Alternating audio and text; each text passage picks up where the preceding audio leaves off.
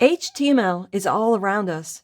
It's used on websites, in apps, and other software anytime web technology is used. HTML provides the conduit for content, words, images, video and audio, forms, interactive experiences. It's the solid foundation on which everything else is built.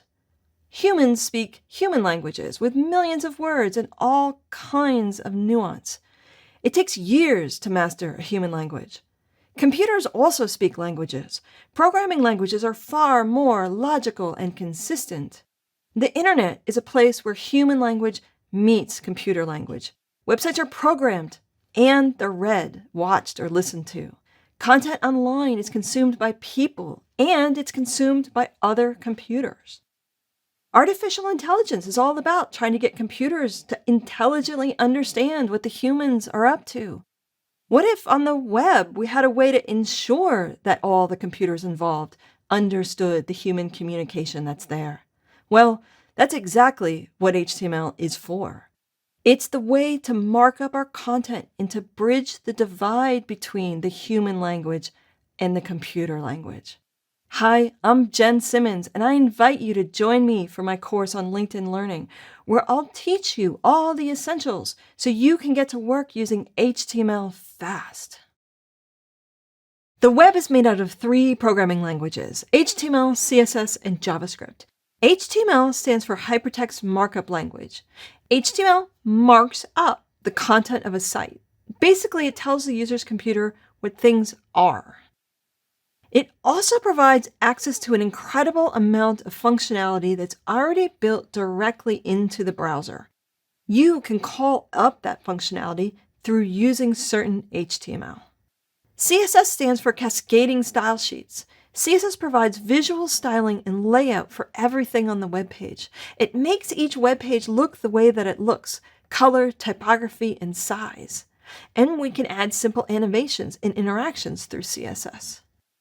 JavaScript is a programming language that provides the ability to create more powerful interactivity. The more complex and rich an interface becomes, the more likely that JavaScript is used to make that experience seamless for the site's users. This can be confusing or frustrating for some coders. Why does the web use multiple programming languages? Why can't we just have one? Well, the web is different than other types of software. You can code a website today and expect that it will still work in 5 years or 10 years without any updates. You can easily write your code so that it works on an old computer or an old browser from 10 years ago. The web runs on Mac, Windows, iOS, Android, Linux, other mobile OSs, ebook readers, game consoles, televisions, watches. There's a wide diversity of devices that run HTML, CSS, and JavaScript in some form or fashion. That was the entire point of the web, the reason it was invented, to provide a way for humanity to share content even when our computers are different from each other. It's pretty remarkable. This is made possible by having 3 different kinds of programming languages, each doing part of the job. HTML is simple in its structure. There is no programming logic, no loops or functions. Instead, HTML is what's called a declarative language. The code simply declares, hey, that's a paragraph. Hey, make this a link. Hey, put a form field right here. It's all vocabulary. It's all declarations. It's this simplicity in HTML that gives it its resilience and its robustness. If something is wrong with HTML, if something is missing or spelled wrong, HTML is like, close enough. I'll just guess what they meant and fix it. I'll display this page anyway. HTML can take a lot of abuse and still deliver. CSS has a bit more logic to it. There's a bit more computer science structure there, which makes it a bit more fragile and a bit more powerful. It does still have a tremendous amount of resilience. When something goes wrong in CSS, the browser will skip just that section of code and not apply that styling, but it will go on to apply the rest. It might not come out completely correct, but the browser will do its best and most of it will work. JavaScript is the most powerful. There are many things that JavaScript can do that HTML and CSS cannot do. But it's also the most fragile. If something's wrong with the code or the browser is too old to know what that code means, the browser will stop. It gives up. It won't run that JavaScript. It doesn't want to start guessing what to do, which makes JavaScript more fragile. Having all three languages means that developers can combine these qualities: resilience, robustness, and power. It's quite remarkable. Do as much as possible in the more robust parts of the stack of these languages, and then use the rest of the stack to make the site better. If you can do something in HTML, then do it in HTML. If you can't, then use the other parts. All of this is to say that HTML is pretty great. It's worth taking the time to learn all the different HTML elements and attributes so you can fully leverage what it has to offer. Let's jump right in. HTML looks like this. In this case, P stands for paragraph. We make this HTML by starting out with a less than symbol, followed by the correct letter or word or abbreviated word, and finishing with a greater than symbol. That makes what's called a tag, an HTML tag. Basically, all HTML markup looks like this. The syntax itself is fairly simple. The trickier part is knowing which tags to use when. There are actually two kinds of tags, two flavors: opening tags and closing tags. This P is an opening tag. The closing tag is very similar, but it has a slash in it. Less than symbol, a forward slash, the letter or word that matches the tag that we're closing, and a greater than symbol. To mark up a paragraph properly, we use an opening tag at the beginning of the paragraph and then a closing tag at the end, like this. The opening tag marks the beginning, the content goes in the middle, and the closing tag marks the end. These opening and closing tags travel the world together in pairs. The whole thing is called an element. Now, not every element has a closing tag. We'll be looking at some of those later. But a lot of the HTML elements do have both an opening and a closing tag. Here are some other examples. There's a paragraph wrapped in P tags. We wrap a headline in H1 tags. An article is wrapped in an article tag. We'll be going through dozens of HTML elements in this course, learning when to use each one. So don't worry about that yet. Just understand the basic mechanics for now. The markup conveys purpose and meaning. It provides computers a way to understand more about what the content or the interface means to humans. HTML provides a connection of meaning between the human world and the computer world. Let's take a look at another example. Here, we have a very short paragraph. This paragraph has text that's emphasized for effect. The whole paragraph is wrapped in opening and closing P tags. And then, inside the paragraph, we have another phrase, text that's emphasized. And we made that into another element by wrapping it in opening and closing M tags. I'll explain the M element later. Just notice how one HTML element can be nested inside of another. In fact, an entire HTML document is a whole bunch of HTML elements all nested inside of each other. If you've studied computer science, you may recognize that nesting elements like this will create a tree, a document tree. Or if you aren't a comp sci geek, then maybe imagine a family tree with parents and children and siblings. The browser pays attention to the structure of how HTML elements are nested, and it creates a big family tree out of who's related to who and how. Or said in the correct technical terminology, it builds a DOM tree from the data structure. The DOM tree comes into play if you write CSS or JavaScript, or when your developers do. The browser then uses the DOM tree to create an accessibility tree. We'll talk about accessibility too. Your choice of HTML elements affects the experience of users on your website, including people with a wide range of different disabilities. It all starts with nesting HTML elements. Here is a slightly more practical example of how HTML is nested. We've got an article. We can see the opening tag for the article at the beginning, Then inside is a headline, followed by 3 paragraphs. That last paragraph has a phrase of emphasized text inside, and the whole thing is closed at the end with a closing article tag. See how this structure tells the browser that this article is made up of 1 headline and 3 paragraphs? Anything that comes after the closing article tag will be displayed on the same HTML page, but it will be understood by the browser to be outside of this article. It's after the article. It matters where we open and close our HTML tags and how we nest elements inside of each other. We use this to convey meaning about content and interfaces. Where does that paragraph start? Where does it end? One of the easiest mistakes to make in HTML is to forget to put the closing tag at the end of an element.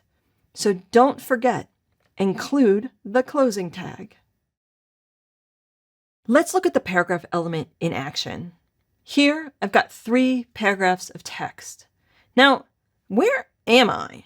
Well, this is a website called CodePen, where anyone can quickly make a demo or an experiment by typing HTML, CSS, and JavaScript into these panes, and it will show you the results on another part of the page. You could surf around CodePen and see other people's little coding experiments. If you bring up this demo in your browser, then you can edit it, messing around and seeing what happens. You don't need a CodePen account to try out these demos. Mess around with it. If you want to save a copy of these demos for yourself, along with any changes that you want to make, a basic CodePen account is free. And don't worry, you can change as much of these demos as you want, and you won't be changing the originals. CodePen makes you your own copy. I thought I'd use CodePen for this to make it easier for us to get right to what matters without having to spend a lot of time on how to set up a coding environment. Here, I've got an HTML window on the left and a window for the results on the right. But these don't look like paragraphs. The browser is displaying my 3 paragraphs as one big blob. We need to mark up the paragraphs so the browser knows that they're there. Right here, I'll add an opening P tag, and at the end, a closing P tag. Now the browser sees that first paragraph, and the rest is still a blob. We'll wrap the next 2 paragraphs in a paragraph element as well. Now we've got HTML describing this content for the browser. The browser knows that these are paragraphs of text because we told it so.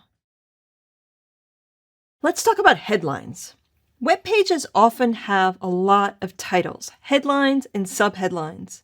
In long passages of text, they help break up the page's content to make it easier for people to understand the structure of what's on the page. On landing pages, those headlines are the content. Titles of things people can click and go on to read more. There are headlines everywhere. Let's look at the HTML elements for marking up headlines. There isn't just one element for headlines. There are 6, H1, H2, H3, H4, H5, and H6. Let's look at these running in a browser. You can see that each headline has a different effect visually. These ideas of hierarchy also carry through to all the non-visual ways the browser understands and communicate about the page. H1 is the biggest, or rather the loudest, the most prominent. H6 is the smallest, the quietest, the most sub headline. And the rest fits somewhere in between, in a range of importance or prominence. In some ways, this is pretty straightforward and fairly easy to understand. Choose which level of headline to mark something. Type the opening tag, the H1, at the beginning, and type the closing tag at the end. In other ways, it can be quite tricky to figure out which level of headline to use when. Let's look at an example. I've got several paragraphs of text that are all marked up with paragraph tags. And before those, there are 2 headlines. The first is marked up with an H1 and the second with an H2. We can see that the H1 is larger than the H2. The H1 is the main title, and the H2 is the subtitle for this content. If I come over to the CSS window, I can apply some CSS that I wrote earlier, and we can see this style to look more modern. HTML without any CSS looks very 1994. But don't get confused. Every website uses CSS to make the HTML elements look however it is the designer wants them to look visually. We're not going to pick a headline level based on how it looks. We're going to make a choice based on what it means. It makes sense that we created the main title into an H1 and created the subheading with the next level down after the title in H2. Let's look at how the New York Times uses 3 levels of headlines to mark up this section landing page. The title for the whole page, Dance, is an H1 headline.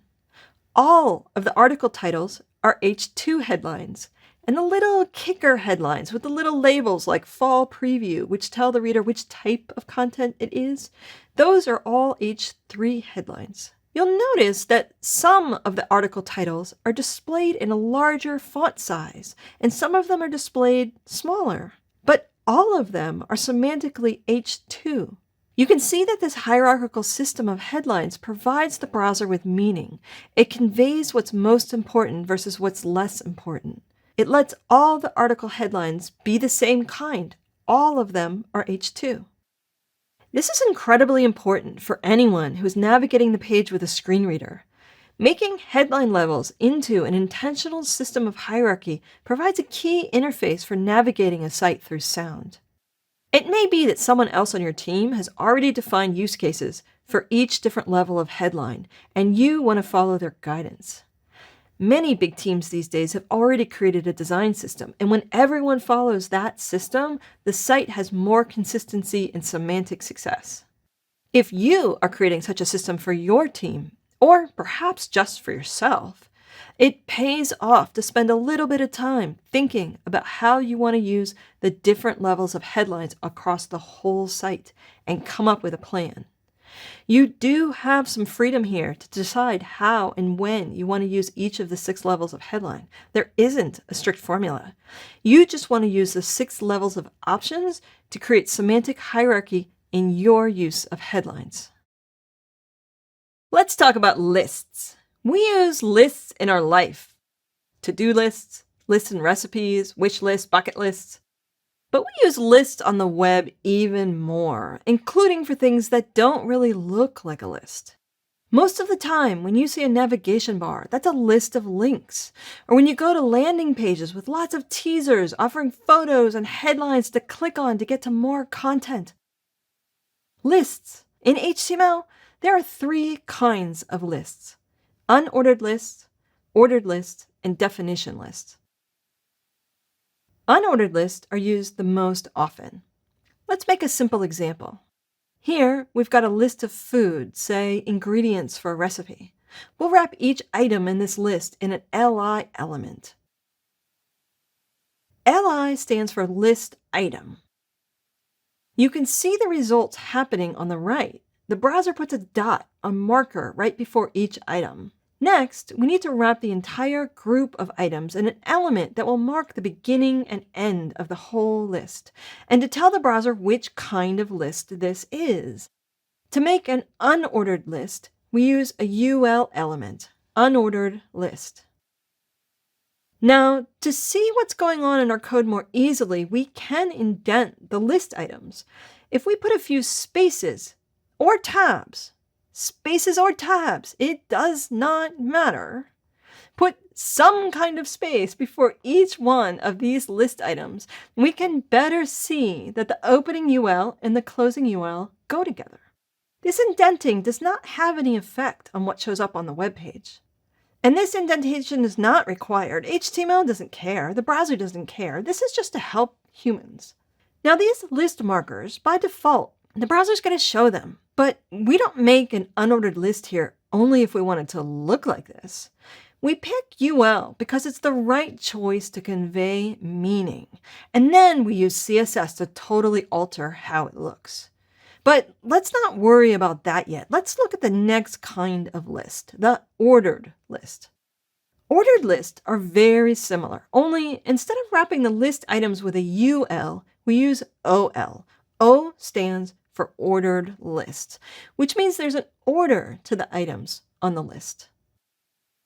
Let's say we're marking up a recipe. These are the steps in the directions, each marked up as a LI element. Now we'll wrap this list in an OL element. You can see that the list is displayed with numbered steps conveying the order.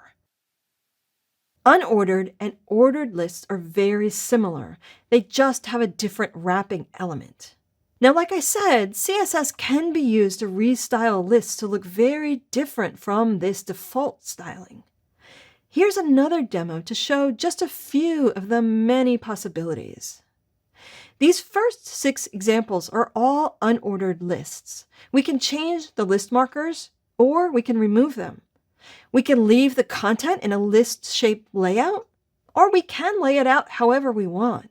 These next 3 examples are all ordered lists where I'm changing the numbering. There are many options for how counting can work in an ordered list. And this last example, this is an incredibly common use of the unordered list to mark up a set of teasers for articles or other lists of short-form content. Take a look at this markup to see more of the details of what's going on in the HTML. There's one more kind of list in HTML, the definition list or the description list. With unordered lists and ordered lists, you have list items, item, each wrapped in an li element. But what if we want to make a list that is like what in computer science is called a key-value pair? What if we want to have an item and then have something to explain or define that item? Here, we've got a term and the description of that term. The term or key or main bit is wrapped in a DT for definition term. The description or value or definition is wrapped in a DD for definition description. And then you can have more than one DD for each DT. The whole thing is wrapped in a DL for definition list. You'll notice that the DDs and the DTs are simply sitting there next to each other. There's no wrapper around the sets. It's just how a definition list works. So, there you have it. 3 kinds of lists in HTML. So far, we've been talking about HTML elements that help us mark up passages of text on a page. Paragraphs, headlines, bold and italic, lists. What about including a quote? Let's look at this quote from Jeremy Keith.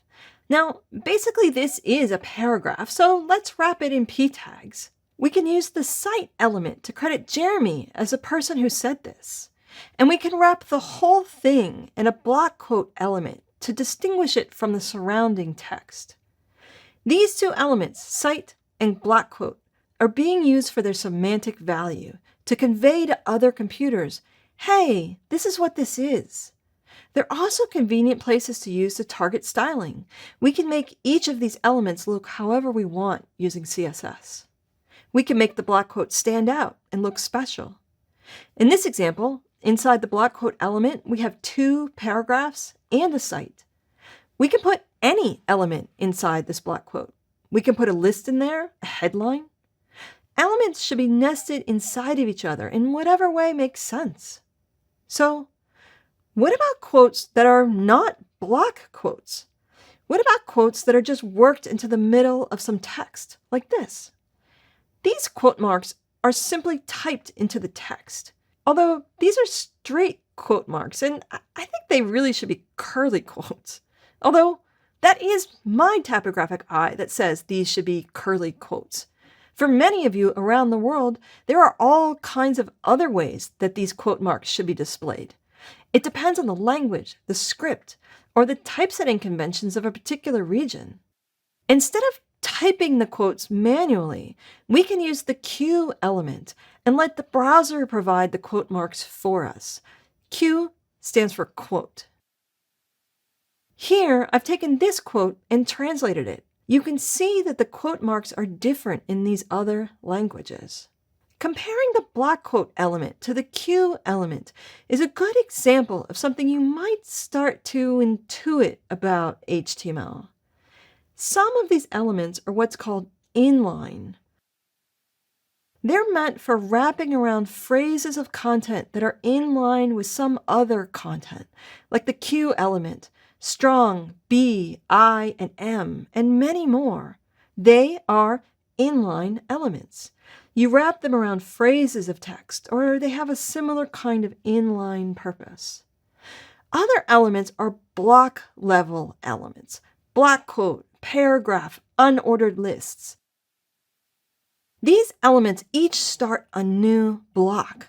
They're a thing on the page, a block that can be followed by another block. There's a lot of nerdy detail about this that I could go into, but I won't. Some of this is about CSS, and when you use CSS, you can switch the layout behavior from block to inline or from inline to block. But before you get into thinking about layout or CSS, there is this inherent sense that you start to build up about some of these HTML elements. Some are to mark something that's part of a bigger thing, and some are the bigger thing. Q and block quote elements are good examples to compare inline to block. They almost do the same thing, but then they don't. One is for inline phrases, and the other is for creating a block context. That's how to mark up quotes, the block quote, Q, and cite elements. Dates. Let's talk about dates. And times. Oof. If you've done any programming in any language, you know that handling dates and times can get messy quick. Well, not so much in HTML. HTML simply has one element that we use to mark anything that's specifying a time of day, a date, or a span of time. The time element. We use the time element to format a date or time, anything that's related to a specific moment or range in time, into something other computers can understand. The time element has an opening and a closing tag. The opening time tag, May 8th, the closing time tag. Or like this, with the year, May 8th, 2025. Well, or some people write dates like that. Others write it like this, 8 May 2025. We can use any human understandable format for the phrase of text that's between the tags. That's what will get displayed on the web page. That's what other humans will see. But the whole point of this element is to convey to computers exactly when this date or time is. For that, we use what's called an HTML attribute. Now, we haven't talked about HTML attributes yet. We can put an attribute on any HTML element, and I'll get into that in a later video. But let's just start with the attribute that will give us a place to put data about when this date or time is, data that a computer will understand. We've already learned that the element name goes first, right after the opening less than sign. Then let's type a space and write the attribute name followed by equals and the attribute value inside quotes. For the time element, we're going to use the datetime attribute. Datetime, all one word. Datetime equals 2025-05-08. The time inside the datetime attribute needs to be in a specific format. There's a specific machine-readable format for dates and times, and we have to use that. Let's look at some more examples. May 8th is conveyed 0508. With the year, no matter how it's phrased for humans, the machine-readable version in the datetime attribute is written 2025-05-08. The year in 4 digits, then the month in 2 digits, and then the date in 2 digits. Or maybe we don't have a date and we just have the month and the year. Or maybe we just have the year. We don't have to write out the date on the web page. Lots of times, sites will use time stamps with phrases like 5 hours ago or 10 days ago. But the attribute still uses a proper machine-readable version. Anything is allowed for humans. The machines want a very standardized format. We can also mark up times with the time element. The machine-readable version wants numbers in the 24-hour clock format. We can include seconds and fractions of a second or not. We can include the time zone. 1545 minus 0500 means 1545 or 3:45 p.m. in the time zone that's minus 5 hours from Greenwich Mean Time. So 5 hours behind the time in London, which is the time zone for New York City. Of course, we can use the date and time together. The date comes first inside the datetime attribute and then the time. We can put a T between the date and time, or we can put a space there. There are many slightly different ways to format the machine-readable datetime that are all allowed, all correct. These rules for machine-formatted dates are not just for HTML. This is how dates and times get formatted for a lot of programming languages. There are hundreds of possible combinations that are all allowed. Definitely look this up when you need to know how to do it. The time element, with its datetime attribute, is how we communicate time semantically so that the computers out there can understand when. Sometimes you want to put some code on a web page. Let's say you're writing an article about making a web page, or you want to tell people about some of the syntax in code. Here, we've got some CSS in the middle of a sentence. I'd like that code to stand out and look like code, so I'll use the code element. I'll type an opening code tag before my bit of CSS and a closing code tag afterwards.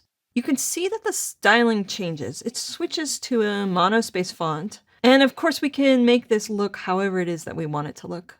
Code, by default, is an inline element. So this part of the CSS remains part of the sentence that it's in line. Now, what if we wanted to write about some HTML as well? I want to change this word H4 by putting the brackets around it. But, oh, it turned the word element into an H4 headline.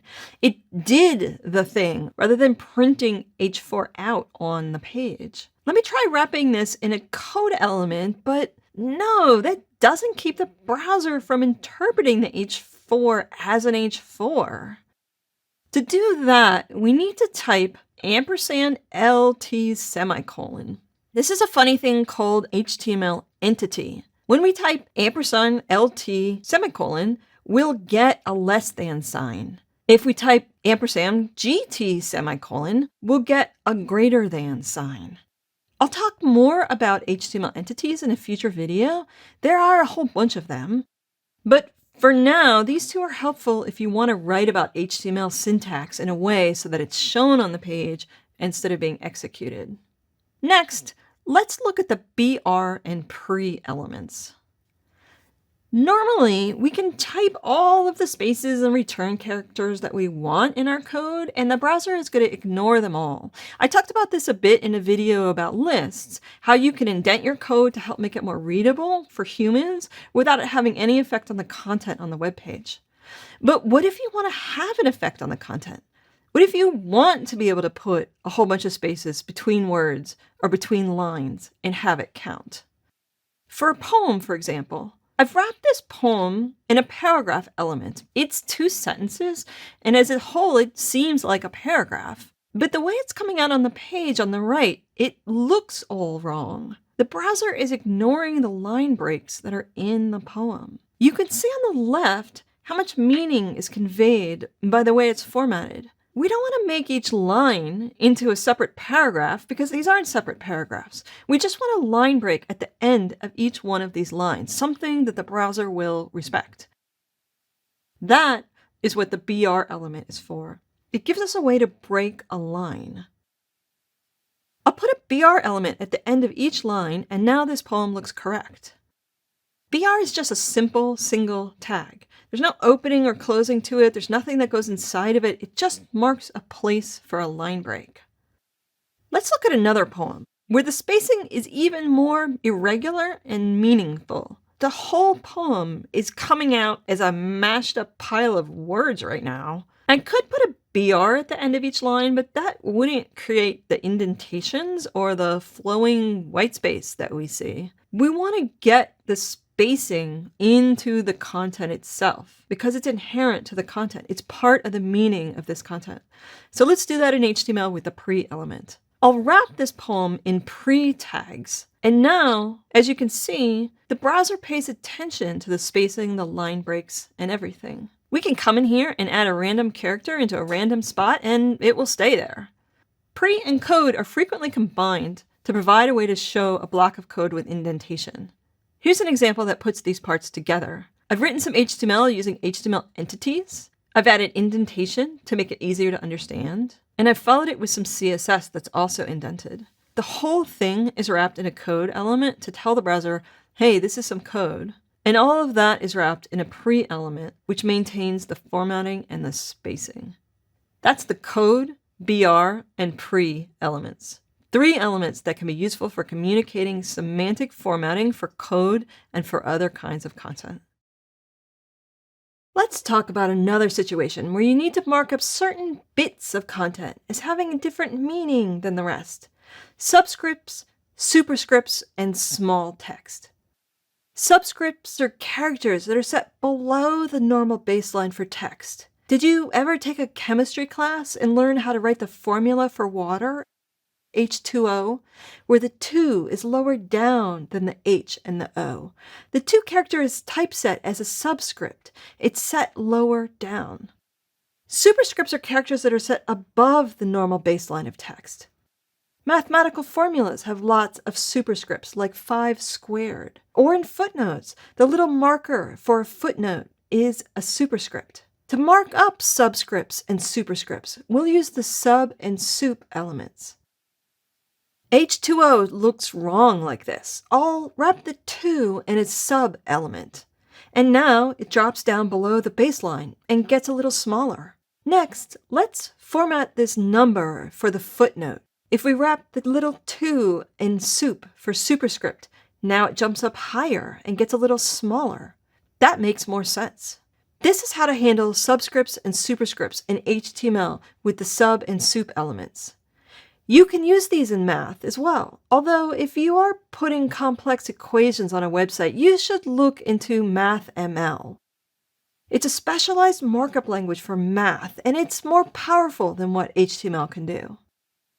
The other situation that we find ourselves in, we often need a way to mark something as fine print, small stuff that's not important but still needs to be there. Copyright information is an example, or other content that might be tossed into the footer on the bottom of a page. We could wrap it in a paragraph element, but if we want the browser to know that this has very little prominence, it's small in its level of importance, we can mark it up with a small element. Now, we don't use small because we just want to make a certain passage of text smaller. We use CSS to adjust the size of text to be any size that we want, large or small. It is correct, however, to mark text that has a small meaning. Just like you use strong to mark something that has a lot of importance, you can use small to convey that something has very little prominence. The fine print at the bottom of a page regarding ownership of the content is a great example. It's not that we want this text to go away. We can just simply tell the browser, hey, this is the fine print. It's not the main attraction. Small, sub, and sup are the elements that can help you get the details right when it comes to typography and conveying the full meaning of your content.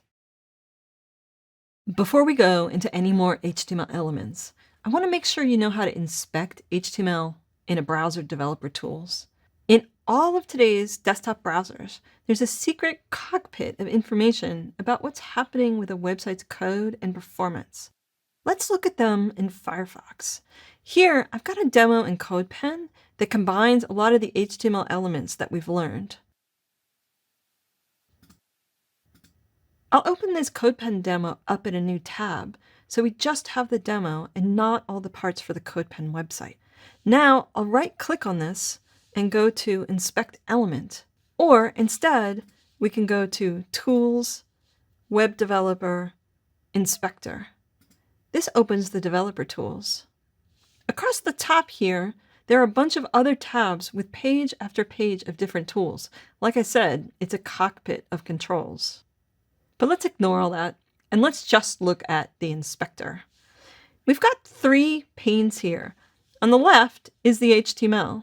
The middle is for CSS, and the right pane has several more options. You can click on more tabs here and see the layout tools, a list of any changes you've made to CSS, and a pane about fonts.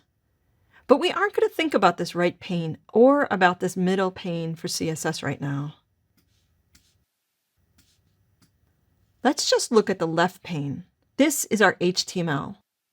I can see here the DOM that the browser has created, the document object model. Firefox read the HTML that I sent it, and then it revised it. It tried its best to fix any mistakes that I might have had and created its own version, the DOM version.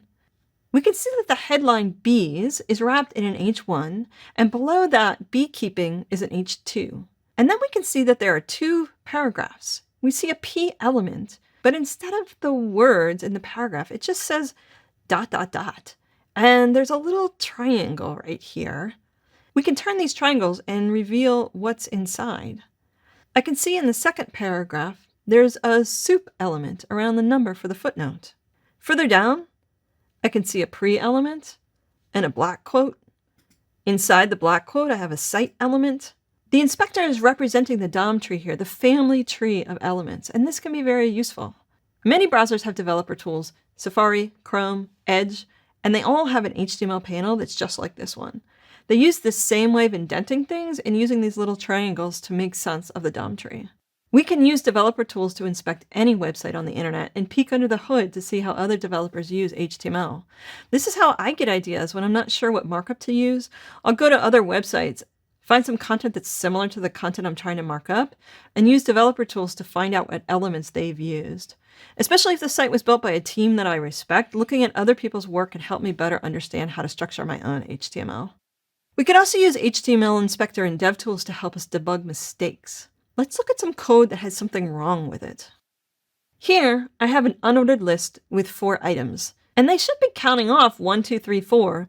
But if you look at the results, there's a blank one, and it throws off the counting. We get 5 items. So why? Well, let's right-click on this and look at it in the developer tools. We can see that, in fact, the browser is doing something to repair the HTML that it received when it built the DOM tree. And it thinks that there should be 5 items. 1, 2, empty, 3, 4. So what's going on? Well, I can see that there's something going wrong before what should be the 3rd item. And I know the browser is adding more tags. It's adding an extra pair of tags. Let's look back at my original HTML, and somewhere before the 3rd term, oh, I see it. I told the browser to start another list item right here instead of telling it to end one. So let's fix that. If I put the slash where it's missing, we can see now that it works. The DOM is fixed. Anytime you aren't sure what's going on, reach for the developer tools in a browser to sort things out.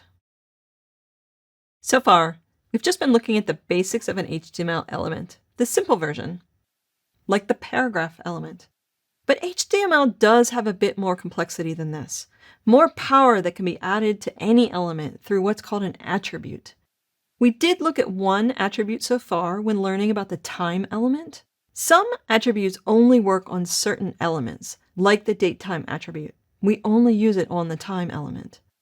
Other attributes work on several of the elements, but not all of them. We'll get into some examples of those when we learn about images and video. Let's look at a few global attributes. Global attributes are attributes in HTML that will work on any element. I'm going to cover 4 of the most useful global attributes. The most commonly used attribute is the class attribute. It gives us a way to attach a reusable name to any element, so we can address that name in our CSS and apply styling to all the elements that have that class. ID is another popular one. It's similar to class, but we're only allowed to use unique names once in an entire HTML page. You can use an ID for targeting CSS, but it's much more specific, and that can be a problem, so most of the time CSS developers tend to stick to classes. IDs are particularly helpful for addressing particular elements with JavaScript or with a targeted link. The fact that there will only ever be one element with any particular ID name becomes useful when interacting with JavaScript or links. Whatever the use case, class and ID attributes give us a way to name certain HTML elements and refer to them in other parts of the stack of code. Let's look at the same demo from the last video, but I made a copy of it and added classes and IDs to the code. I used the classes in my CSS, and I've added a table of contents with links that jump to the elements that have the matching ID. Other attributes do things. Content editable lets a visitor to a page edit the content of that page. This block quote element can now be edited. As a user, I can change the content on this web page. Now you notice that this doesn't change the content in the HTML, and if I refresh the web page, it goes back to the original. That's because HTML alone just provides the functionality for editing. Backend developers have to set up a way for that new content to be captured and saved. There are many different ways a site could handle saving content, so that needs to be uniquely programmed for each website, usually in JavaScript. HTML provides a lot with the content editable attribute. The interaction for the user, the way the page becomes editable and it interacts with Focus, the screen, keyboards, assistive devices. It's a hook into the power of the browser provided by HTML. There are many attributes like this, ones that provide the browser APIs to JavaScript. Check out other courses for more. The lang attribute gives us a way to tell the browser what language the content is in. LA, NG equals, and the shortcode for the language. We'll get deeper into how to support languages on the web and where to find these shortcodes in Chapter 7. The dir attribute gives us a way to explicitly tell the browser in which direction the text flows. dir stands for direction. dir equals LTR for scripts that run left to right, and dir equals RTL for right to left. These are global attributes that can be used on any element in HTML. There's a list of all the global attributes on MDN Web Docs. For now, just remember what might just be the 4 most important global attributes: class, ID, lang, and dir, and consider using them on any element in your markup. ARIA roles are another kind of attribute that can be added to any HTML element to give it more meaning and to make sure the browser understands what something is. Ideally, we won't need an ARIA role. If we use the proper HTML element, we'll communicate the right message about the semantics of the content. But sometimes things are not ideal, and we must make compromises in our markup. It's especially bad if these compromises make a site hard or impossible for a person with a disability to use it. In fact, in many places, it's illegal to make a website inaccessible to people with disabilities. Yeah, HTML can be a human rights issue. This is where ARIA roles come in. The layer of information conveyed by ARIA tells screen readers, braille displays, magnifiers, and other assistive technology things they need to know to make a site fully accessible. ARIA was invented right around the time more and more of the web started to replace native applications. And it's especially useful in making sure the functionality of a complex interface, an app, is fully usable by everyone. Let's look at a design example that needs help from ARIA roles. I've been using CSS Grid lately to push the boundaries of graphic design on the web. I've taken this H1 headline, Hello World, and used CSS layout on each letter in a different cell on a different part of the grid. Cool, right? But to do this, I need an HTML element around each letter so I can target each one with CSS. But this is going to be a terrible experience for a screen reader. Instead of saying Hello World, it will say HELLOWORLD. We can see this happening in the Firefox Accessibility Inspector. Open up the DevTools and go to this tab that says Accessibility. Turn it on. Here we get a view into the accessibility tree. I talked about the DOM tree earlier. The accessibility tree is another tree that the browser builds from the content. It takes the original HTML, it uses that to build the DOM tree, and then it takes the DOM tree to build the accessibility tree. The accessibility tree is what assistive devices use to provide an experience of the website through a screen reader. We can open this up and see that it understands this content is a bunch of separate text containers, each one with a text leaf, which will get read out as HELLO, which is a terrible experience. That's not what we want. Let's fix it by using ARIA. First, we'll add the words that the screen reader will read by adding an ARIA label on the HTML. ARIA label equals Hello World. And then we'll hide the big mess of spans and separate letters so the accessibility tree ignores them. ARIA hidden equals true removes that element and all of its children from the accessibility tree. It's still in the DOM tree, but for the purposes of assistive devices, it's gone, which is why we're not going to put it on the H1. We want the H1 to be seen by the accessibility tree. We just don't want all these spans to show up. So I wrap the spans in a div so we can put ARIA hidden equals true on that div. Let's see what this does. I reload the page and boom, all those letters in separate containers are gone. And instead, we have a nice heading of Hello World. ARIA is a powerful addition to the web stack, and it deserves a deep dive on its own. I do encourage you to dig in, especially if you're on a team that's struggling to be able to use proper semantic HTML or is building a complex application interface. ARIA roles provide you the tools you need to make your site accessible for everyone. Let's talk about what's going on inside the HTML file and options we have for formatting our code. As I've mentioned earlier, for the most part, HTML doesn't care about spaces, tabs, carriage returns. There are a few exceptions. If you use a pre-element or a code element or a text area, or if you use CSS to change how the whitespace is handled, in those situations, extra space returns and indentations can count. But most of the time, the browser will ignore everything having to do with spacing beyond the presence of a single space. Let's look at an example. Here, I've typed up a paragraph with the extra spaces between each sentence, but the browser is going to ignore them. Another way programmers keep code easy to understand is by documenting it, by putting comments in the code to explain what's going on. In HTML, you add comments to code by typing less than, exclamation point, dash dash. Everything after that will be ignored by the browser. To end the comment, you close it with dash dash greater than. Most code editors will gray out commented code or remarks, including the CodePen editor, which is super helpful. Then we aren't confused why something isn't working. We can see that it's commented out. Let's talk about uppercase versus lowercase. Back when HTML was new, everyone capitalized our HTML elements. Along the way, as HTML evolved, the web industry switched to believing that it's much better to write all the elements with lowercase letters. Now, the truth is, it doesn't actually matter. There's still millions of ancient websites out there with HTML written in all caps. And there are billions of newer sites that never use capitals in their HTML. So the browsers are going to support whatever it is that you do.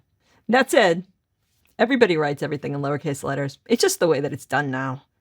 All caps! It hurts my eyes! You might have noticed that some of the elements are very short, like P or I, and then others are longer, especially some of the ones we haven't talked about yet, like article or video. Those are full words in English. It's video, not V or vid. So why? Well, HTML was invented in the late 80s and the early 90s when computer scientists were obsessed with counting every single bit and byte. Computers had 1 megabyte of RAM and 20 megabytes of hard drive space. Yeah, megabytes. And each character adds to the total size of a file.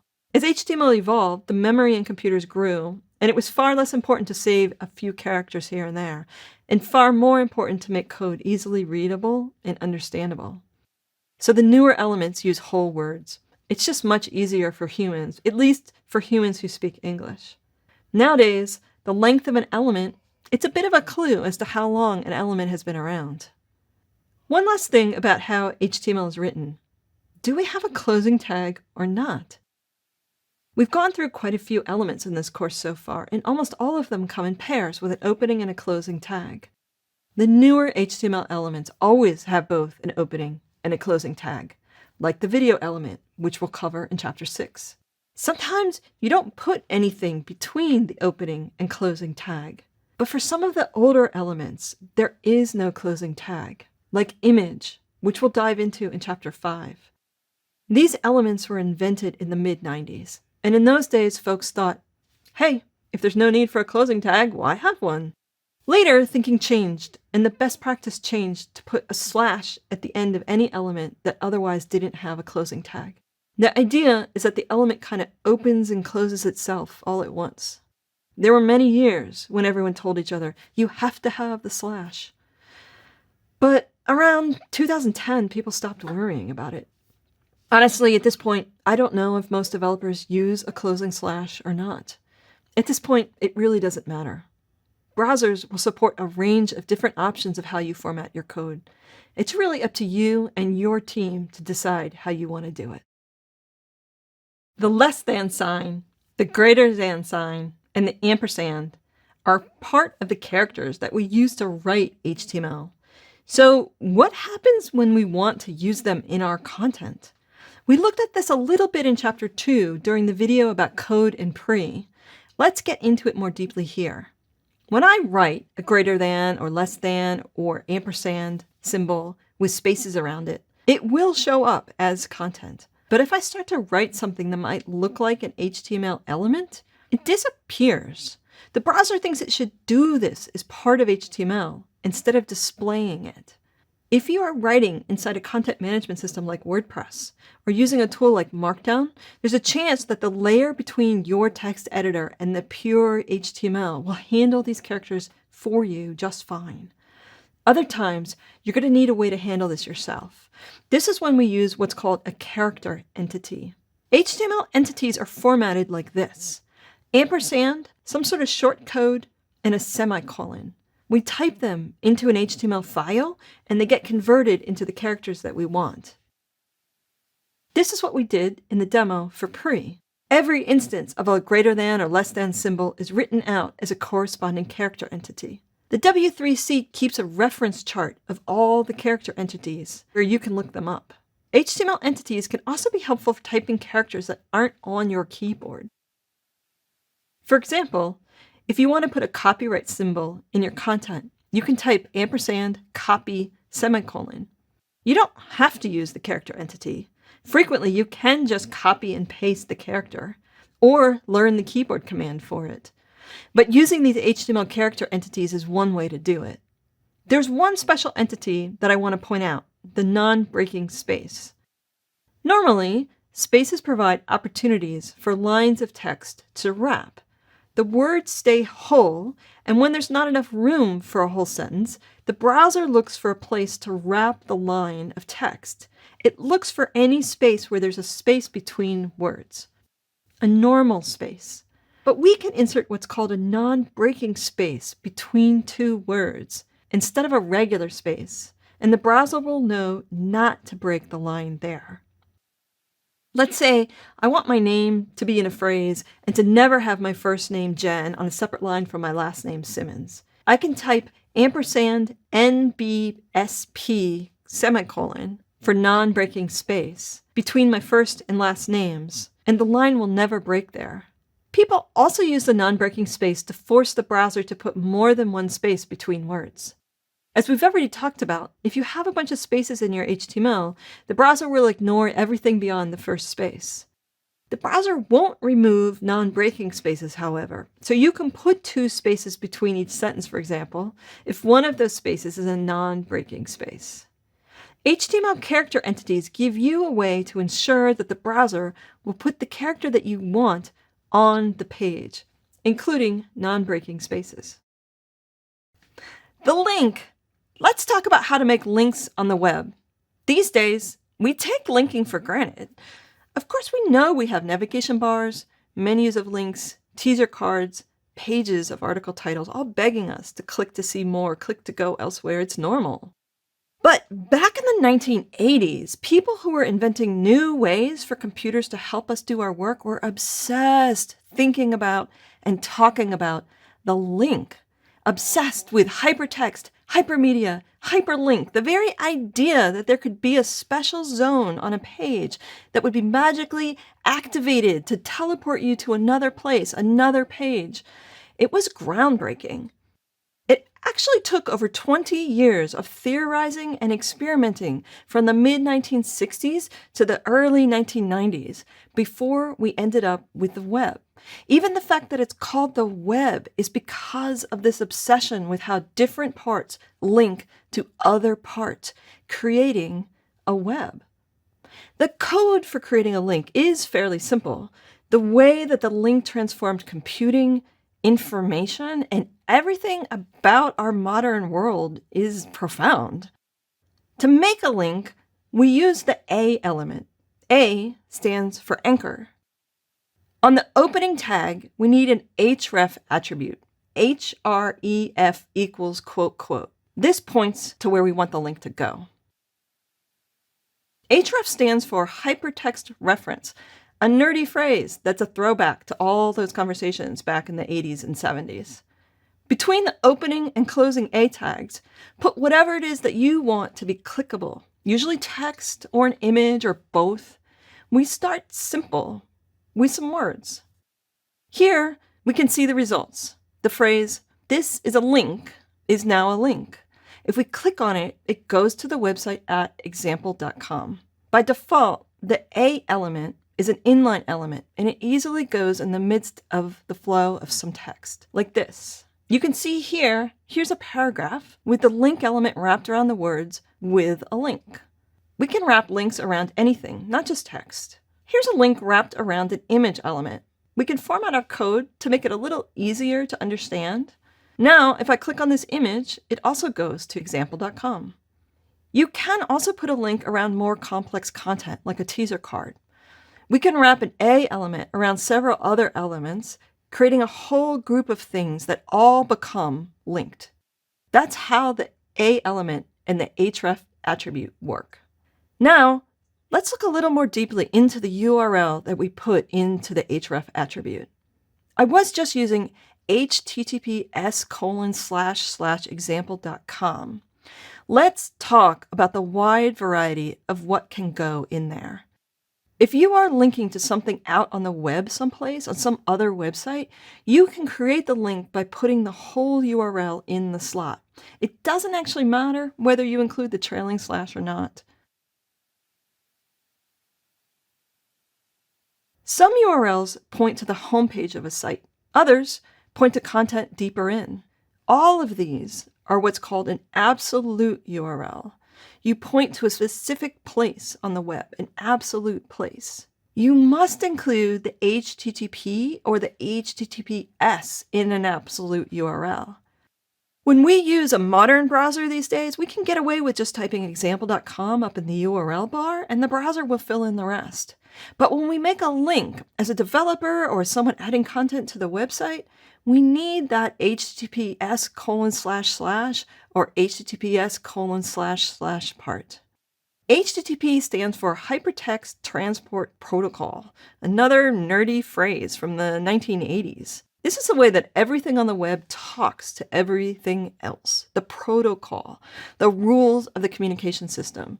It's one of the most important things that got invented when the web was invented. So what's the difference between HTTP and HTTPS? Well, the S stands for secure.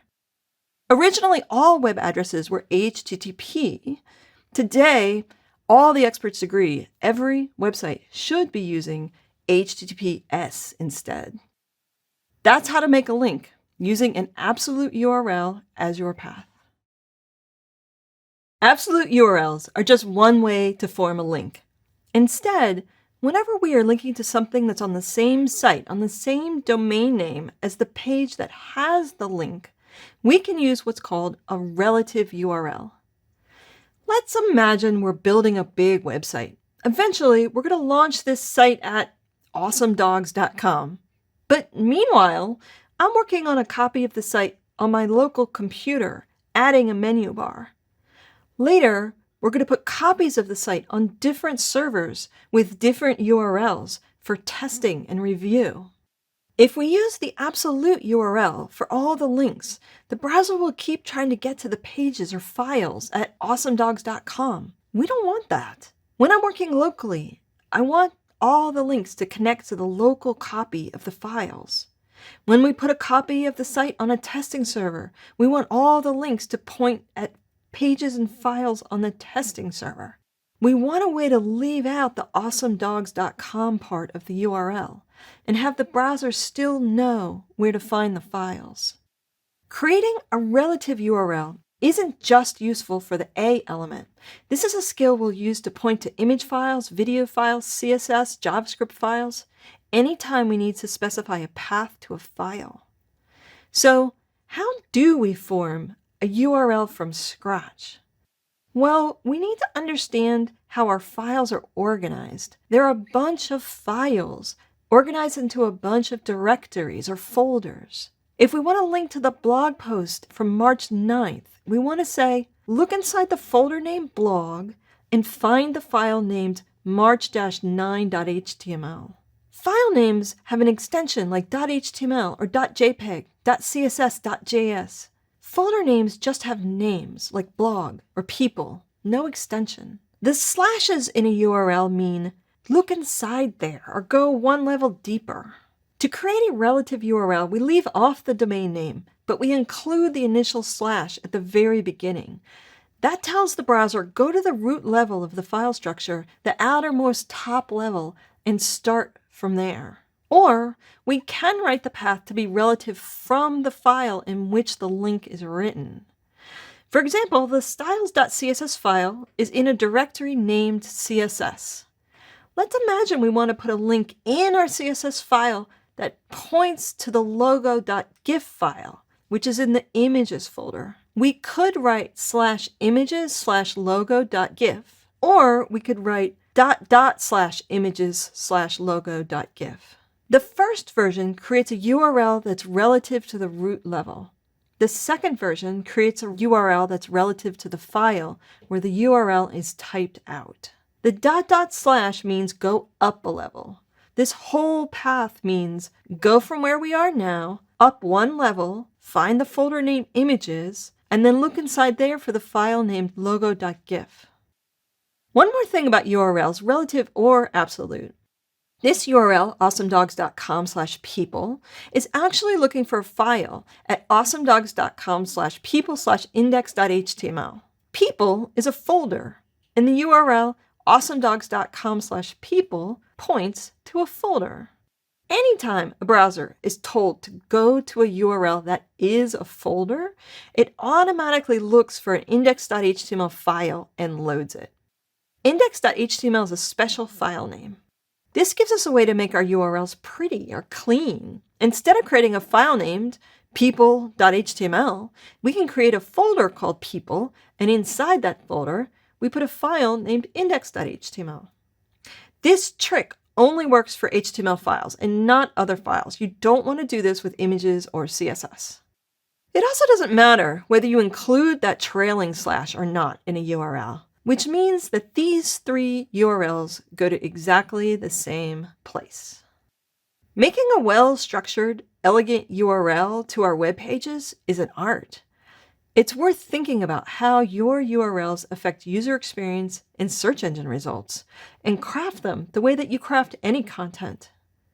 Using relative URLs can be super helpful on a project that moves from server to server while it's being worked on. Now that we know how to make a link and how to structure our URLs, let's look at some of the most common patterns for creating a menu or a navigation bar. Let's say we want to make a main menu bar for our website. There are 4 links here, the words home, people, prices, and contact. We've wrapped each of them in an A element with the correct URL, and then I've wrapped each link in a LI for list item. This is a list of links. The whole list is wrapped in a UL because the order of the links isn't that important. It's an unordered list. And now I'm going to wrap the whole thing in a nav element. The nav element is for marking up navigation.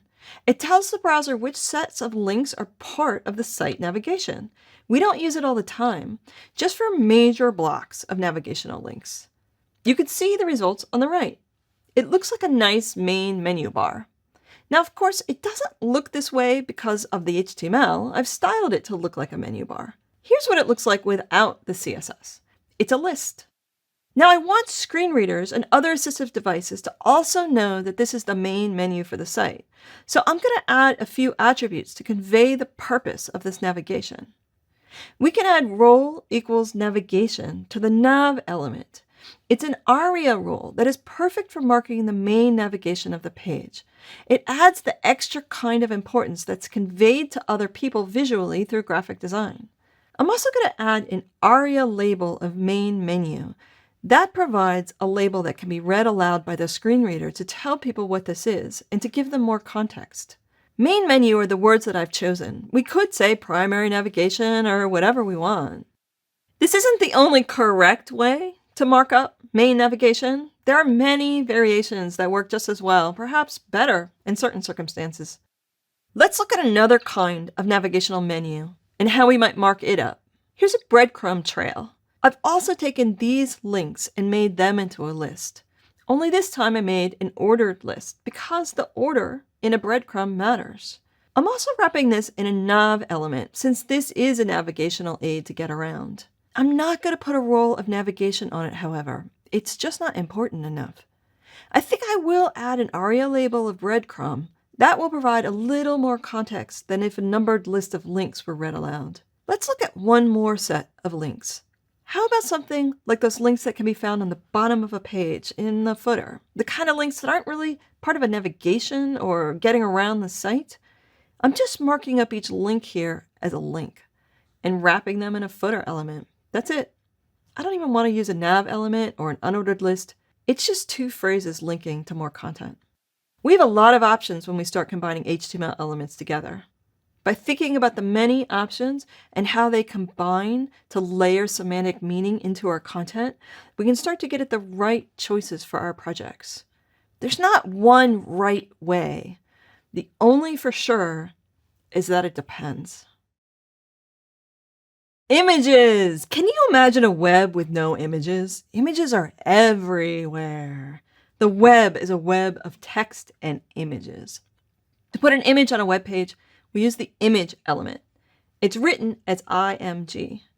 And then there are 4 attributes we want to include on every image element. The source attribute, shortened to SRC, the alt attribute, ALT, and the width and height attributes. Every image should have all 4. The source attribute is what tells the browser which image file to load. So let me paste the URL to our image into the source. And you can see the image is loading. This URL happens to be an absolute URL to the CDN where CodePen is storing its images for these demos. It might seem that we're done and that's all we need, but we're not done yet. We also need an alt attribute. This acts as a substitute for the image whenever the image can't be seen. People who are blind, for example, may use a screen reader that reads the alt text aloud to them. This is what they experience of this image, so let's make it interesting. Shiny black dog looking pensive. We don't need to say a photo of a. That's overly wordy. It's understood that this is an image or a photo. We don't want to use dozens of words to write everything about this photo. We want to write about what's most important. Why are we putting this image on the site? What matters about it? Alt text can be funny or poetic. It doesn't have to be dry. If there's nothing for people to know about the image, then we can leave the alt text blank. Here's an example of when that might be the case. In this header, the name of the company is wrapped in an H1, and the company logo is an image. So what could the alt text be? Maybe we could say Happy Dog. It is a drawing of a happy dog, but the name of the company is Happy Dog Daycare. Hearing Happy Dog Daycare isn't really a better experience.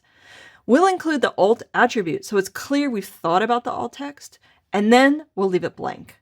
It'll be skipped over, and nothing will be spoken aloud. If we leave off the alt attribute instead, there's a chance that the file name for the image will get read aloud, so let's not do that. Next, we need to let the browser know how big the image is in pixels. This image is 400 pixels wide and 300 pixels tall. If we open it in something like Photoshop, we can see that that's actually how big the photo is. So I'll add that information to the image element and the width and height attributes. Now, we don't include a unit on these numbers. We just put the number. It's understood to mean pixels, actual pixels. It doesn't matter which comes first, the height or the width. In fact, the order of attributes in an HTML element never matters. We can put them in whatever order we want. So why are we doing this? The image has already loaded and it looks just fine. It doesn't seem like typing the width and height did anything. Well, once the file is already loaded and on the page, the width and height attributes don't do anything. The browser figured out how big to display the image by downloading it, looking at the file and its characteristics, and using that to calculate the layout. The problem is that if the browser has to get the size information out of the file, then it can't calculate this part of the layout until after the image has downloaded. If instead we tell the browser how big each image is, then it knows immediately, and that gives the browser a split-second head start in calculating the layout. Have you ever started reading an article on the web, and it keeps jumping around as images load, moving everything as you're trying to read? Well, including the width and height attributes on your images will fix that. So that's the image element with the source, alt, width, and height attributes.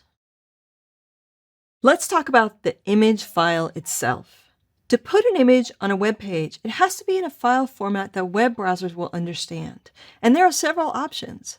We keep inventing new ones in a quest for the perfect balance between tiny file sizes and gorgeous looking images. We want as much data as possible so that it will look amazing, but we want as little data as possible so images will download faster and not eat through people's data plans. The goal is to have the highest quality possible with the smallest file size possible. Each file format takes a different approach to solving this. Each uses a different technique for compressing the image. There are 4 main file formats commonly used on the web today. Each is good at compressing certain types of images and not as good at compressing others. The GIF is one of the oldest. It's good at compressing illustrations that have large areas of a single color. It has a limited color space. It only has 256 colors, so your image can only use those colors. This can make photographs fairly pixelated, so it's a bad choice for photographs unless you're looking for a retro look. One of those colors is clear, so the GIF can be transparent, but the edges between the transparent parts and the solid parts tend to be usually quite jagged. Of these 4, the GIF is the favorite for making small movies, the animated GIF. SVG is great for logos, icons, and other kinds of illustration. Instead of the file being made up of individual pixels, it's a vector file.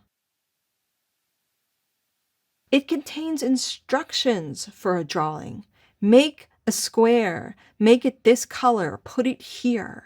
Because SVGs are made of vector math, these images can scale to be physically quite large or very small without ever losing any quality. It won't get pixelated because there aren't any pixels. This makes the file size very small. If you can use an SVG, you definitely should. SVG stands for Scalable Vector Graphic, and it's actually a whole other language, a programming language for graphics. If you're interested in diving into the SVG language, there are whole other courses on it. Meanwhile, you can export an SVG file from Illustrator, Sketch, or other vector graphics programs and handle them much like you handle any of the other file formats on the web. JPEG is known for being a great format for compressing photographs. Most digital cameras, in fact, save photos that you shoot as JPEG files. When you put a JPEG image on the web, you want to make sure that either a human or a robot resizes the image to an appropriate physical size and compresses it for the web. Don't just stick a 5,000 pixel wide, half-compressed JPEG on your website. They are far too big for users to download and will make your site very slow. JPEGs can be compressed to much smaller sizes by simplifying the color information in the file. You can pick a balance between the quality and the file size. You can do that manually or rely on software on your web service to handle the task. Either way, when JPEG files are prepared for the web, they're a good, solid, reliable way to deliver a photo. PNGs are a newer format for the web than GIFs or JPEGs.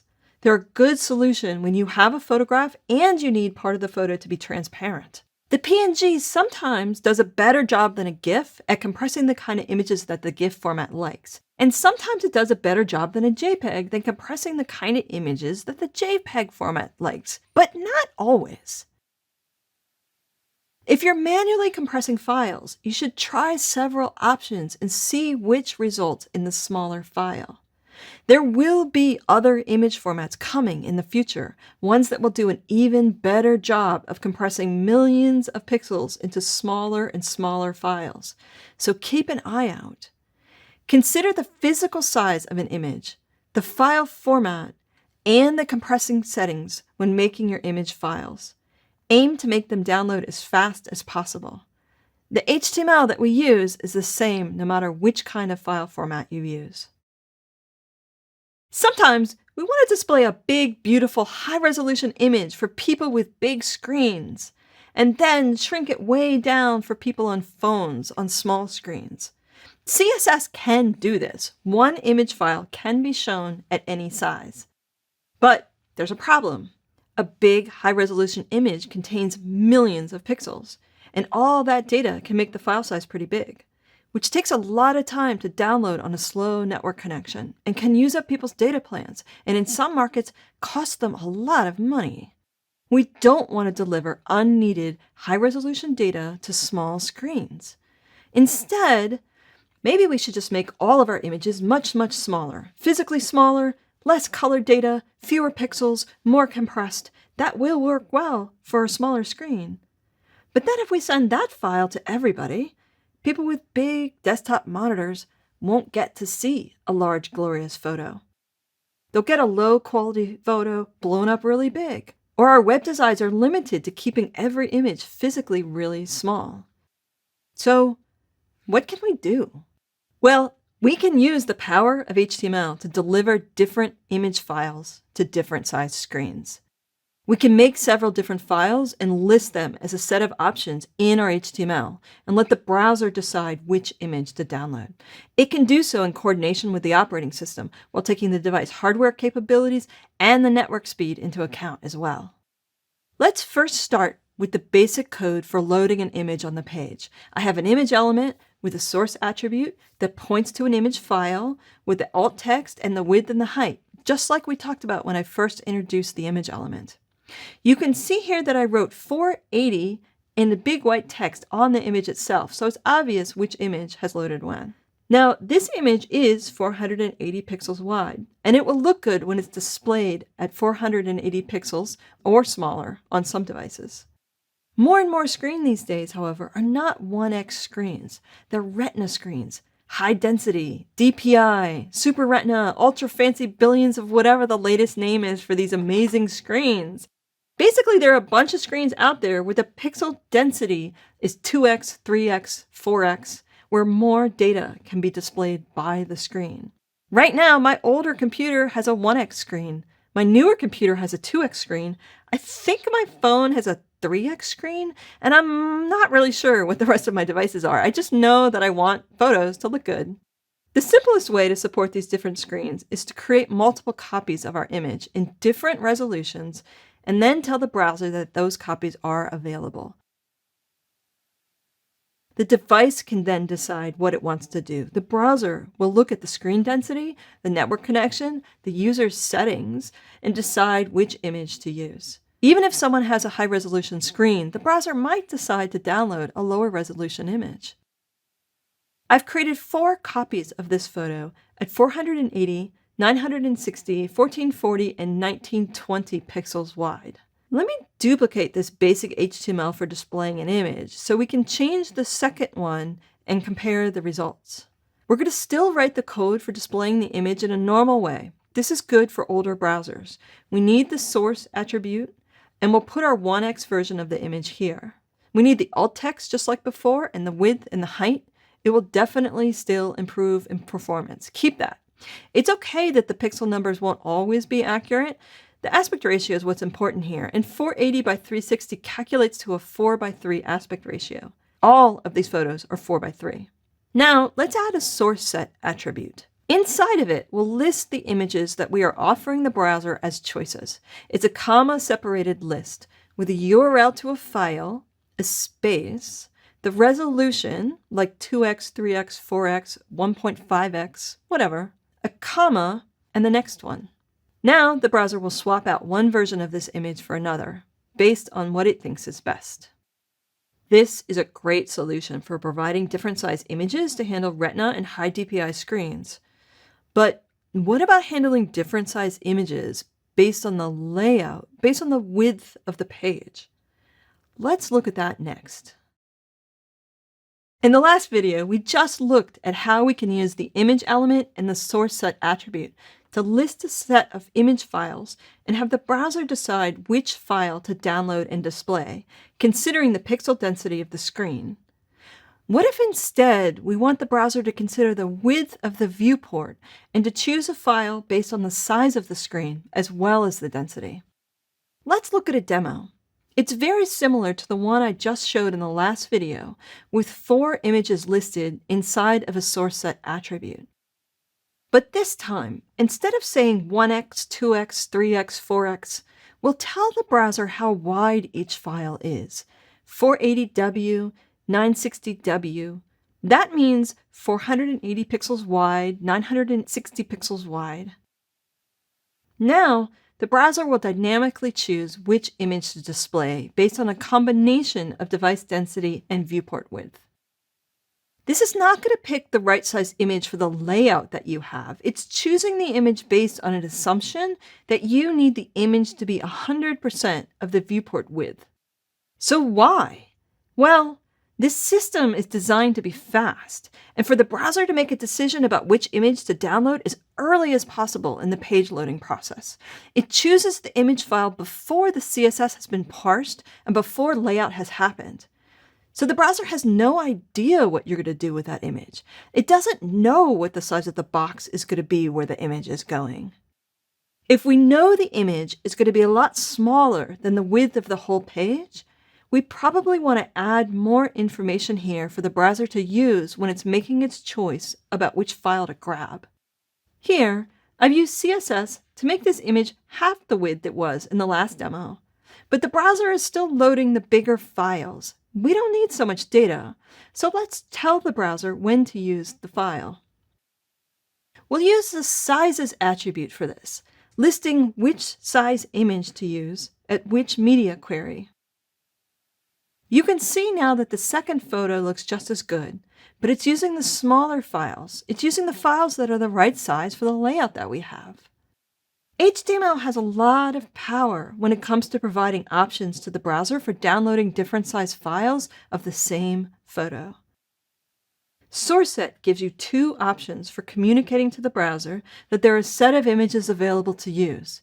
You can specify which images are for which resolution of screen, or you can indicate which image has how many pixels and let the browser choose an image based on the combination of screen density and viewport width. The sizes attribute gives you a way to specify for the browser how much of the viewport's width that image will take up at which breakpoint.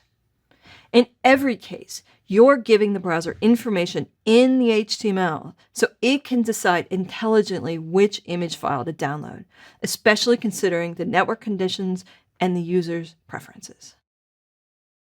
In the last 2 videos, I showed you the source set and sizes attribute for the image element and how they can be used to provide multiple image files to the browser and let it decide which one to load and display. In all of those examples, the image itself, the photo of a dog, was the same photograph. It'd been saved as many different copies with more pixels or fewer pixels, but the content in the photo was the same the whole entire time. The way it was cropped, its aspect ratio. But what if we want to do more than swap out a low-res file for a high-res file? What if we want to use a different image on a small screen versus a big screen? Maybe we want the image to be tall and narrow on mobile, where it's short and wide on desktop. or even use a completely different photo altogether. Let's look at another example. How about for this photo, on big screens, we'll show some of the field and her whole body, but on small screens, we'll crop in and focus on her face. The image element alone, even with the source set or sizes attributes, can't do this. For this, we use the picture element. We'll start with the good old image element as always, with the alt text and a URL to a file that will be used by any browser that doesn't understand the picture element, like Internet Explorer 11. Even if you don't care about old browsers, you still have to have an image element. If you leave it out, none of this is going to work.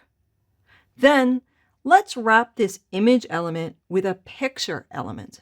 Now that we have a wrapper for the whole thing, we can list alternative options through the sources element. I want to provide two options, so I'll create two source elements.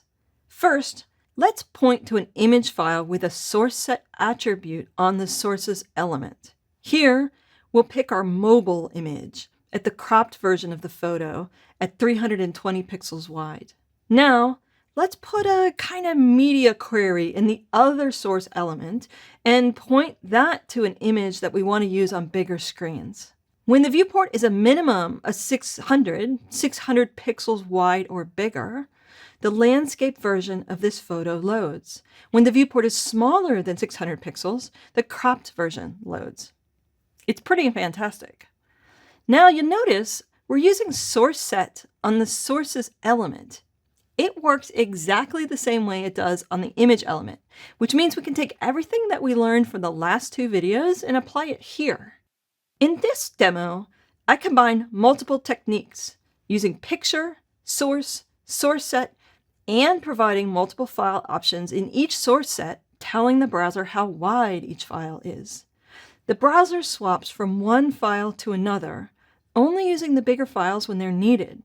It's taking both the viewport size and the retina screen into account. Then when the viewport becomes 600 pixels wide, it switches from the cropped version to the wide version. Of course, because I keep changing the viewport as I'm showing you this demo, this browser is downloading all of these different files, and that's not the point of this HTML. Normally, a person is looking at a web page through one screen. Their viewport is staying one size, and they just get the one image file, the one that's best for them. None of the rest of the files are downloaded, which is the whole point, to save on downloads. HTML gives us a powerful set of options for optimizing images on the web, so we can send the smallest file possible while still publishing gorgeous images that are sometimes displayed quite large. Now you might be thinking, wow, that's a lot of files to create. There's a lot of math involved in figuring out all these numbers. Yeah. On most sites, though, the work needed to publish each image in this way is automated. A person who adds content to the site just uploads one large image, and then magical robots on the server do all the work of creating the image files and writing out all the code. Those magical robots do need to be told what to do, of course, and perhaps that will be your job to figure out how this should work for your team's website. And then you set it up for everyone else. It's definitely worth doing. The image files for this demo range in size from 27K to 593K. That's half a megabyte difference per photo. If we created a web page that has 6 photos on it and save our users 500K per photo, that's 3 megabytes of data we've saved. Definitely worth doing. If you want to learn more about how to use this HTML, there's another course on responsive images that goes even deeper into the details. Now that we've dug fairly deep into how to put an image on a web page, let's look at how to pair a caption for that image with the image itself. There are 2 more elements related to images, or really rather, related to figures. Here's a simple example. We'll start with the image of our dog and a caption for this image. Maggie the dog enjoys resting in a field after a long day of chasing squirrels. Now let's wrap this text in the fig caption element. That designates it as a caption. And we'll wrap the image and the caption together and a figure element. This provides the browser with more semantic information about this content, more context than if we'd only use a paragraph element or generic divs. Search engines and AI will now know that these two pieces of content have a relationship to each other. We can also use figure for things besides images, like an interactive graphic. We'll put it where the image element is in this markup. The figure and fig caption elements are handy for anything that appears as a figure illustrating something, or anything that's a demonstration of a concept which needs a caption. Earlier, we talked about how to put an image on a web page. Images aren't the only kind of media you can put on a site. Audio and video files are supported by HTML as well. Let's first take a look at audio. We can use the audio element to put audio files on a web page. The HTML is fairly simple, and it can trigger the browser to create an entire audio player interface for us. The structure of the audio element is similar to the image element, with a few differences. Unlike image, the audio element has both an opening and a closing tag. It's more modern, and having both an opening and closing tag gives it more power and flexibility. Now, just like the image element, we use a source attribute to provide the URL to the file, in this case, an audio file. There's more than one audio file format we can use, and I'll talk about which formats are best in a few minutes. For now, let's just link to this MP3 file. So, what does this do? Well, actually, nothing very useful yet. We need to tell the browser that yes, in fact, we do want the browser to provide some controls. A play button, a timeline, a volume control. Using the controls that are built into the browser is optional. We could instead make our own custom controls using JavaScript and the HTML Media Element API, but let's not do that. Let's add the word controls as an attribute. If controls is there, it means true, yes, please do include them. Boom! Now we have an audio player on the page. We can play, pause, and change the volume, see the time code, jump around in the timeline. The audio element is a good example of the power of HTML to provide a bunch of functionality that maybe we just don't want to bother to build ourselves. We can use what the browser provides. There are several other attributes that we can use with audio. Loop will make the file loop. When it gets to the end, it starts playing from the beginning again. Autoplay will cause the audio to be played automatically as soon as the page loads, at least in some browsers. Now be careful with autoplay.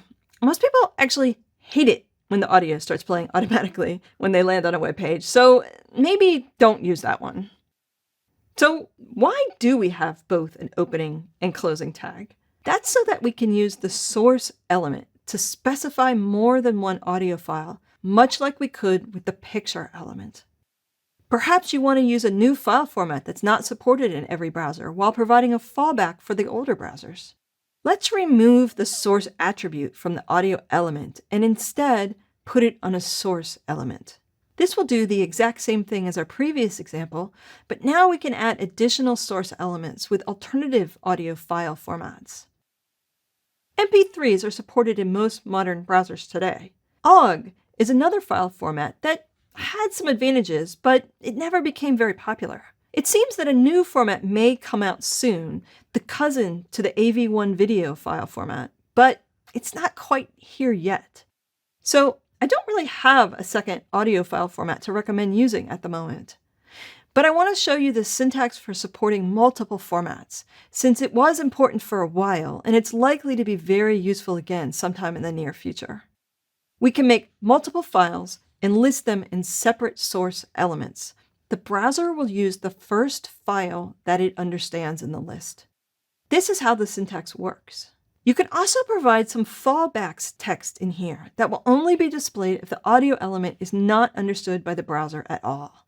This is a good example of the resilience built into HTML, where you can write one set of code and provide a wide variety of browsers what each of them need to give some kind of experience to their users. The audio element is a great way to get an audio file along with a player onto a web page. The power of the web has revolutionized the way that we connect and share experiences. Film, television, and while teaching have all been transformed by the ability of the web to transmit video. One way to put video content on a web page is to use the video element in HTML. Just like the audio element, we can create a video element with both an opening and a closing tag. We use the source attribute to point to a video file, and we add the controls attribute to tell the browser to create a video player for us. Great! We're done now, right? Well, maybe. This is pretty cool. It's very simple. There are a couple problems, though, for us to solve. The first has to do with how videos are encoded. For the simplest version of this demo, I've made a video file that is 480p, compressed using the H.264 codec delivered as an MP4 file. 480p means that there are 480 lines of resolution, or 720 pixels wide by 400 pixels tall. It's standard def, not HD, not 4K. I'm using the H.264 codec because it has the widest support across browsers at the moment. Much like choosing between PNG, JPEG, GIF, or SVG for images, there are a bunch of different codecs which a video file might be encoded.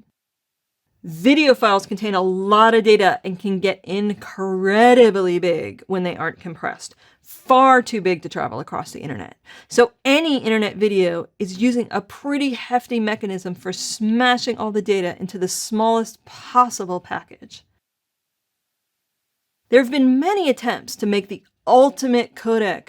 Real Video, Sorensen, Windows Media, Flash, H.263. There have been a lot of codecs. From about 2015 to 2020, the H.264 codec is the one that's dominated. It's the codec that most of us are using most of the time. But the thing is, it's not open source. It's patented. It's owned by a consortium that charges fees for every device, every operating system, every browser, every camera, anything that wants to be able to record, compress, or play H.264 files. And they are about to charge way more for H.265. None of the image file formats that we use are owned by someone who's charging licensing fees. They're all public. Anyone can use JPEG or GIF. None of the underlying technology on the web should be patented. HTML isn't patented. You don't have to pay to use CSS. Why should video codecs be different? To fix this, a lot of effort has gone into creating a truly open, not patented, but still super awesome video codec. Folks had hoped that WebM would emerge the winner, but it's still unclear if it will. More recently, there's great hope that we've finally solved this with AV1. It's looking like AV1 is a better codec than H.264 and is truly royalty-free. Time will tell on how things shake out. The good thing is that the video element has the ability for us to point to multiple source files. We can use more than one codec at the same time. We can use H.264 and WebN, and once there are tools for making AV1 files, we can use AV1. This works the same way as it does for the audio and picture elements.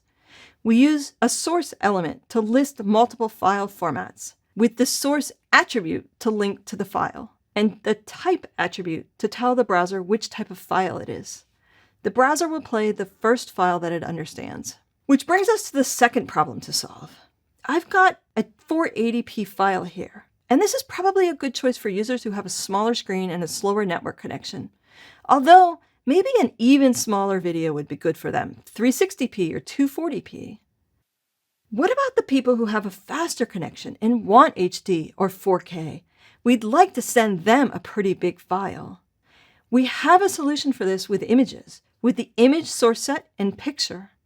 But there's nothing in HTML that will allow us to send different sizes of video under different network conditions. In part, that's because we don't want a device to get only one moment to make a choice between, say, standard def and high def. We want it to make that choice over and over and over again. Maybe someone has an HD screen, but the network is kind of slow. So instead of sending them a 1080p file, we want to send them a 720 video. But then, as soon as their network speed improves, we want to switch from 720 to 1080.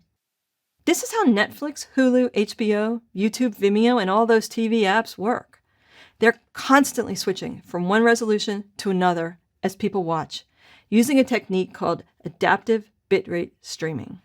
The whole thing is really complicated, and basically it requires a server farm of transcoding robots, which is why when you go to put video on a website, it's likely you might not use the video element. There's a good chance you'll use embed code from a video hosting service, which I'll talk about right after we talk about captions. It's pretty amazing that we can put audio and video on a website, but not everyone can always hear or understand the audio. Some people are completely deaf. Other people can hear sometimes certain things in certain conditions, but not all the time. And for people who can hear, well, they can't always listen.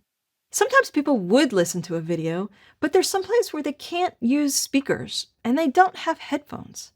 Or they are listening, but they can't really understand the people who are talking because of an unfamiliar accent, or maybe the person who's talking is talking way too fast. There's a good chance that you're experiencing any of these conditions right now, and you're using the captions for this video.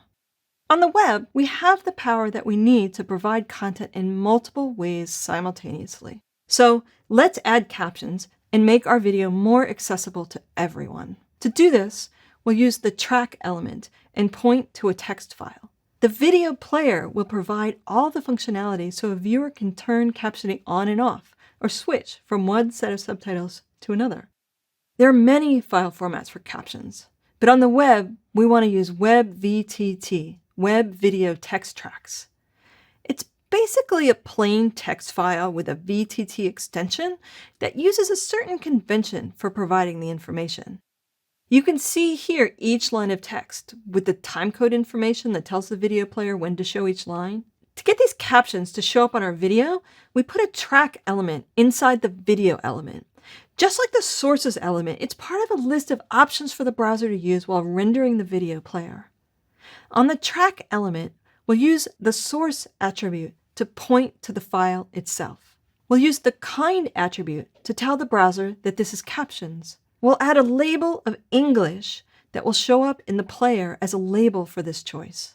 We'll use a source lang attribute to specify which language this is, and we'll put a default attribute on this track element to specify that this track is the one we want to use by default when a user turns on captions. We can see now that a little captioning icon has appeared, and when we click on it, we have options for off, auto, and English. The word English shows up because that's what I put in my label. Now I'll add a translation into Spanish and offer some options for subtitles.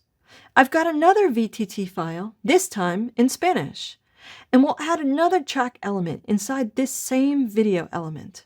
This time we'll set kind to subtitles, set source lang to ES for Espanol, and create a label of Espanol. Now we can see that there's a second choice in the list of subtitles, and we have Spanish subtitles.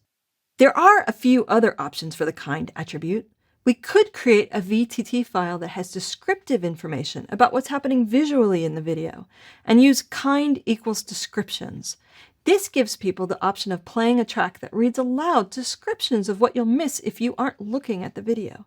For instance, the astronaut jumps off the ladder and bounces a bit as he hits the ground. This makes a video more accessible to the blind and the visually impaired. Kind equals chapters gives us a way to provide a text file that lists the chapters in the video, giving users a way to jump from one section in a video to another. As I'll talk about in the next video, you might use YouTube, Vimeo, or another video hosting service instead of using the video element in HTML. All of those platforms have a way to upload caption files and provide the same kind of functionality. Captions and subtitles are powerful, and in many places, they're actually required by law. By providing them, you'll make it far easier for more people to find, watch, or listen to your content. Add captions, and your traffic will go up. Earlier, we took a look at the video element, and I mentioned that it's possible you're not going to do video that way. It's likely that you'll use a video hosting service and embed the video player that they provide onto your web page. Embedding is taking content from one site and placing it into the middle of a page on another site. There's all kinds of content that you might want to embed onto a page. You can embed a map from Google or Mapbox. You can embed a code demo from CodePen or Glitch. You can embed a slide deck from SpeakerDeck or Noticed. It's common to embed something complex from a service that takes care of all the hard parts for you. You don't have to figure out how to build a mapping service or a slide deck system or a code demo platform or an adaptive bitrate server. You go to someone else's toolkit and do all of that, and then embed the results onto your website. So what HTML do we need to know to help us do this? Well, basically you get the HTML from the service that you are using. Let's use YouTube as an example. Here's a YouTube video that I made, and let's say I want to post it on my own website so people can find it on my domain name and not have to go to the YouTube website. I'll look for a share button or some other clue about where I can find the embed code. Here it is, share. I see where it says embed, and let me click that. And I see some options, privacy enhanced. That sounds good. I'll click copy, and I'll get some code copied to my clipboard. I'll paste this into my HTML, and voila, now I have a video embedded on the page. We don't really need to understand what all of this says. The engineers at YouTube wrote it all for us. Although, now that we know how to read HTML, we can see a lot here that we recognize. The iframe element has several attributes on it, including height and width. We could adjust those. Source is going to point to the source of the video file. Iframes are powerful. There are definitely some security considerations to be had about pulling in code from other sites like this.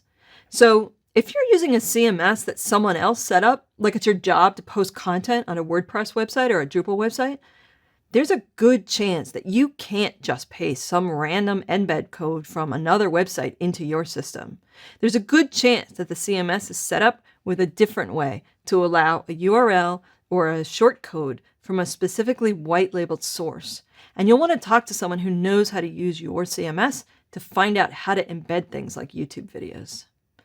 If you're the person building a site, you probably want to think about how security will work when it comes to the iframe element. If a bunch of different people are going to be entering content into a system, you're not going to want to just allow all iframes. Think about the security. If it's just you posting your own videos on your own website, then it will be fine. The web, by its very nature, is global. We humans speak hundreds of different languages. There are several tools in HTML we want to use to make sure it's clear which language our content is in. If we set up things properly, search engines will know when to list our sites in which language. The right dictionaries will show up for the spell checkers. When content is read aloud by a browser, it's more likely that the words will get pronounced properly. We want computers who are involved to know which language the content is in. The lang attribute is what we use to do this. If our whole page is in the same language, then it's pretty simple. We can set the language on the outermost element that wraps all the other elements, which, as we'll talk about more in Chapter 8, is the HTML element. You may only need to set this once, perhaps in a template file that propagates to the whole site. Just don't forget. In this example, we have EN-US, which stands for US English. We could instead say en.gb, which will mark it as English from Great Britain. This especially matters for things like spell checkers. Does the word color have a U in it? Well, in the UK it does. Which dictionary do you want? Which pronunciation of things do you want? You could just say lang equals en for English, but it's better to be more specific. There are many options for the value of the lang attribute, not just to convey the language or the region-specific version of a language, but to also convey other qualities, like which kind of alphabet is being used to write a language. If your web page has more than one language on it, you're going to want to specify the language for each particular part of the content. The lang attribute is a universal attribute, meaning you can put it on any element. If the majority of a page is written in Mexican Spanish, for instance, but there are several block quotes written in Nahuatl, we could put lang equals es-mx for Español Mexico on the outer HTML element. and then put lang equals nah, N-A-H, on the block quote elements. We should also specify in which direction our content flows. Most languages in the world flow from a left to right direction in a horizontal direction, but some flow from right to left. Specify the direction with the dir attribute. It's a universal attribute that can go on any element. If all the content on your page is the same, define it once on the outer HTML element. Here, the first example says, hey, this page is going to be in English, British English, and it flows left to right. The second example conveys, this page is in Arabic, and the content flows from right to left. When you mix content, you'll want to mark each phrase with the change of directions. Lastly, make sure you set your char set for the project. What's that? Well, every human language is written in a script, the alphabet, or the set of characters. There have been many attempts to represent all of the characters, letters, and symbols in our scripts in a format for computers to understand. The original digital character sets were pretty limited and only supported the Latin alphabet. You might have heard of ASCII. Created in the 1960s, it only has 128 characters, basically the characters from an English language typewriter. These days, most projects use Unicode, specifically UTF-8, which basically means, hey, we encoded all our content according to this giant UTF-8 specification. When Unicode was started in 1991, it defined just over 7,000 characters.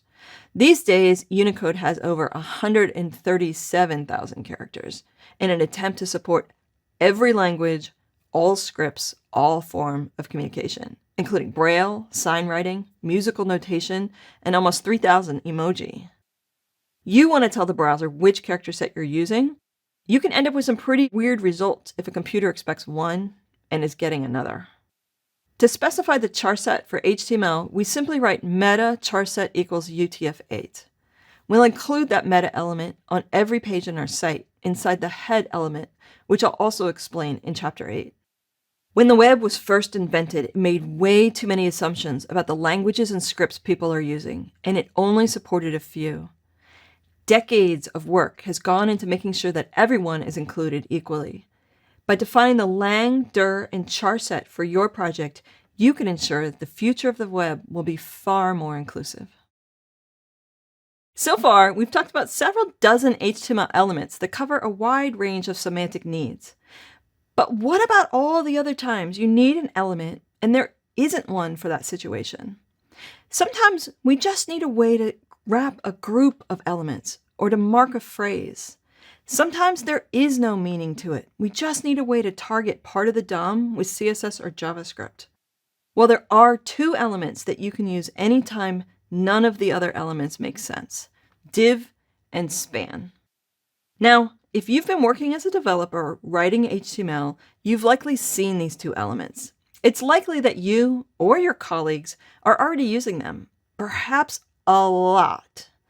Before 2010, before HTML5 brought us so many of the semantic elements that we need, we used divs for all sorts of use cases. We used divs to create sections, to make sidebars.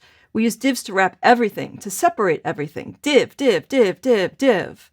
People still write HTML like this, all divs and spans, and nothing else.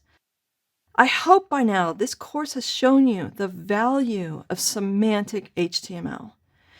You can get away with using divs and spans for everything. Some people wrap their titles in divs. They make spans pretend to be buttons. It seems to work. HTML doesn't throw an error. It doesn't stop running. The browser will still parse the page, and it will still do its best to do its job. But it's bad. It hurts a lot of users. So please, please, please, I beg you, don't use divs and spans for everything. Don't do it. Use the proper HTML element for the task at hand. That said, sometimes we do just need a generic element. Div is a block level element, and span is an inline element. They both do the same thing. nothing until you point CSS or JavaScript at them. Here's a good example. We've got a simple article wrapped in an article element. There's a headline and 4 paragraphs. Perhaps we're writing the CSS for layout, and we realize we need to put these paragraphs in a group together so that we can put a background color behind just the paragraphs and not behind anything else. So let's add a div with a class of box. I wrote some CSS that targets this box class, and you can see it kick in. Let's say we have some reason to target a phrase of content in the middle of the text.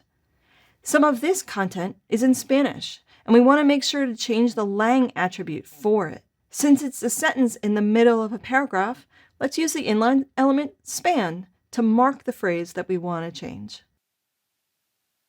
Div in span can take all the global attributes, of course, class, ID, lang, and aria roles. They can be handy, div and span. Use them when there's not another appropriate element, as a last resort. We've been talking about the many different HTML elements, attributes, and roles, many different tools for marking up content on a website or web app. That's a big part of the job of HTML, to convey what all this stuff is.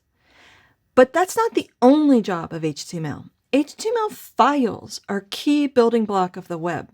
Anytime anyone wants to go to a website, they start by opening up some kind of web browser or web view and going to a URL. Maybe they typed the URL into the address bar. Maybe they started with a search or clicked on a link.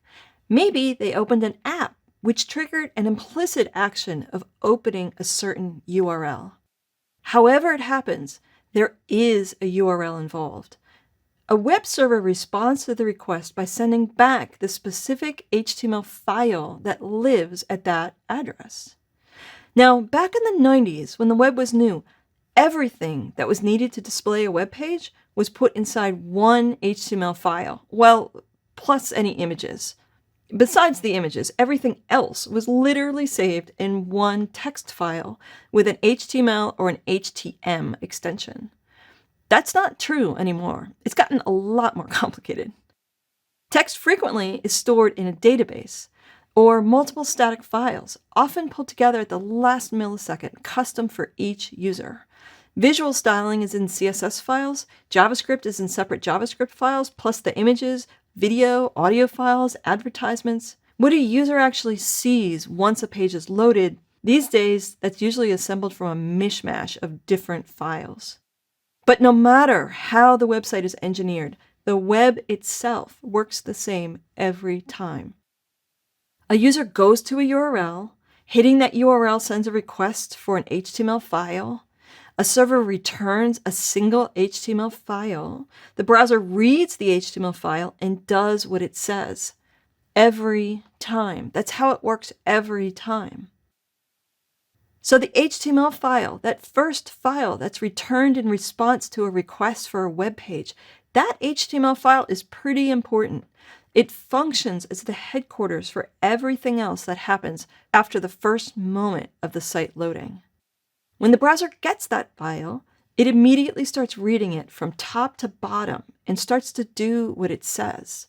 At the top, there's a list of other files. The browser immediately requests them, and once it has those files, it starts to do the things that those files tell it to do. And we're off to the races. A moment later, we have a web page. So let's take a look at the structure of the whole HTML file. Now, your build system or your CMS might not have a single file with all this code in one place, but somewhere, there are template files or theme files, something that's prescribing what gets sent.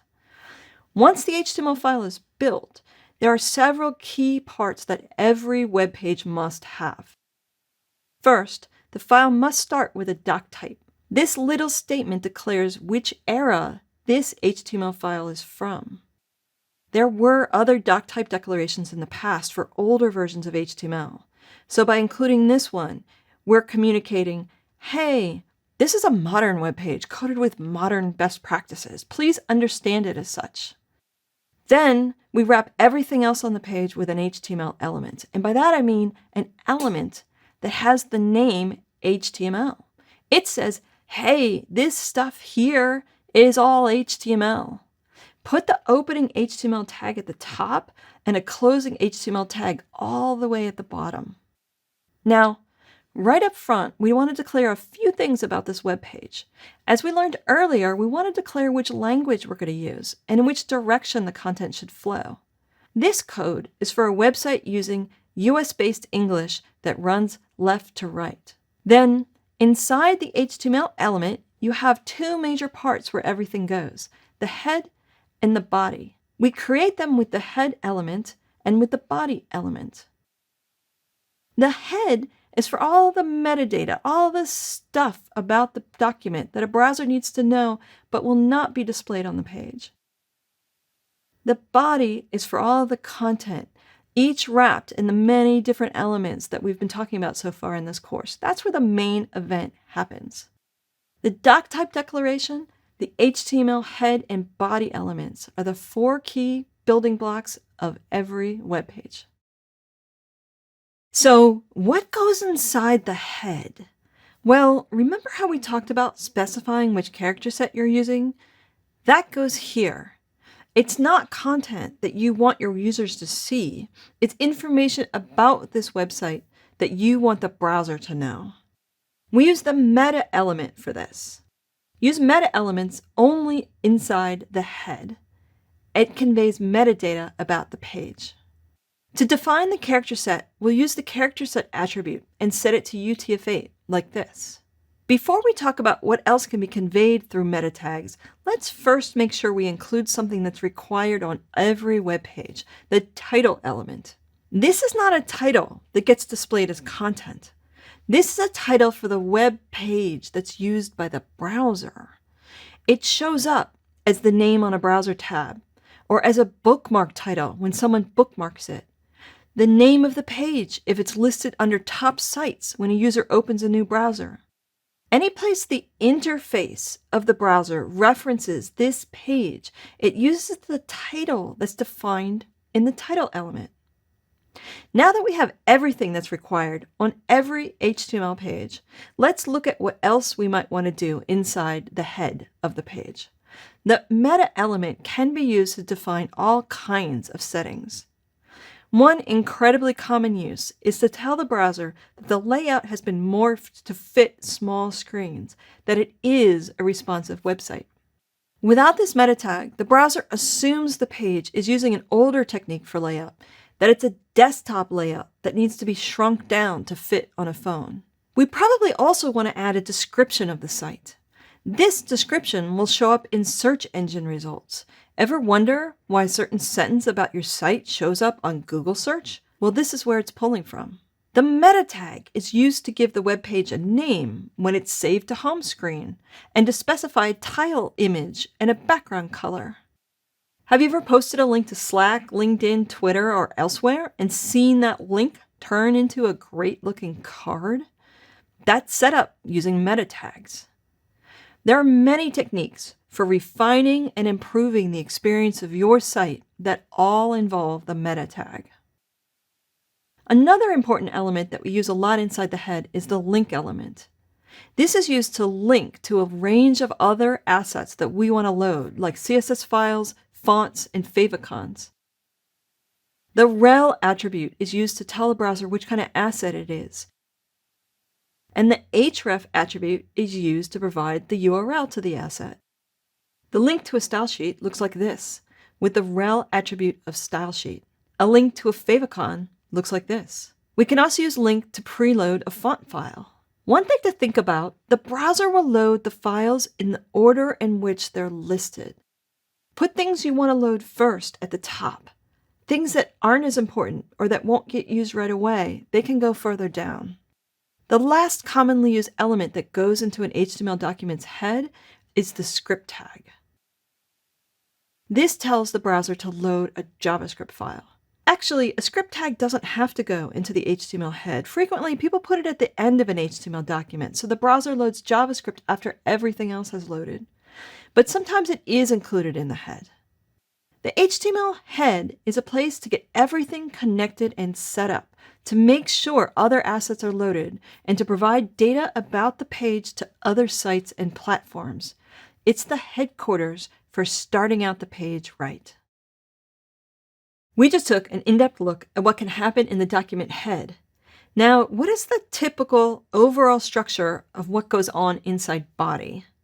There are 6 major elements here to learn: main, header, footer, article, section, and aside. The main element wraps around the main content of the page. It's only used once per web page, and it tells the browser this is where the main content is. The header and footer elements are used to mark places on the page where the content is a header or a footer. Now, don't confuse header with head. Head is part of our HTML document that's never displayed to users, where the metadata for the file lives. Header is used to wrap site headers, article headers, headers in the content. Most web pages have a header at the top, maybe with a logo, the site name, the navigation. That's a header. An article frequently starts with a title, maybe a subtitle, perhaps the author's name or publication date. That can be a header too. Many web pages end with a footer at the bottom, with lists of links, some copyright information, extra information about the company that would naturally be wrapped in a footer element. Footers don't have to go to the bottom, though. Many articles start out with some metadata, a list of hashtags or a group of share buttons. That kind of information is actually well suited for a footer element. Perhaps we include the publication date here instead of as part of the header. The footer element conveys, hey, we have a few extra things to say about this. The fact that it might be displayed up at the top doesn't matter. It's the semantic meaning that matters, not the visual display. Article is wrapped around any instance of an article. It might be a long written article or blog post. It might be a very short snip. A teaser card can be marked up as an article element. A tweet or social media post, that can be an article. Perhaps there are no words at all. Perhaps you're marking up an app and somehow each unit of the stuff is best defined as an article. The article element just means, hey, this by itself, this is a unit of content. Consider this something that stands on its own as a useful or usable thing. Section is used to wrap around sections of content. If we have a long essay, for instance, that's broken up into chunks with subheadlines, we can use the section element to mark each segment. Or we may have zones on our website, a section towards the top that's about one topic and another section further down that's about something else. Section is a flexible element that means, okay, let's just start with another thing. Usually each section has its own headline marking the start of a new segment of content. Aside is for marking something that's off to the side, perhaps in a sidebar, or any content that's kind of not the main attraction. It could be an inset panel that goes with a big article giving additional information, but isn't quite part of the flow of the article itself. Or advertisements, they are a side thing, perhaps best marked as an aside. Again, it's the semantic meaning that matters here, not the position on the page.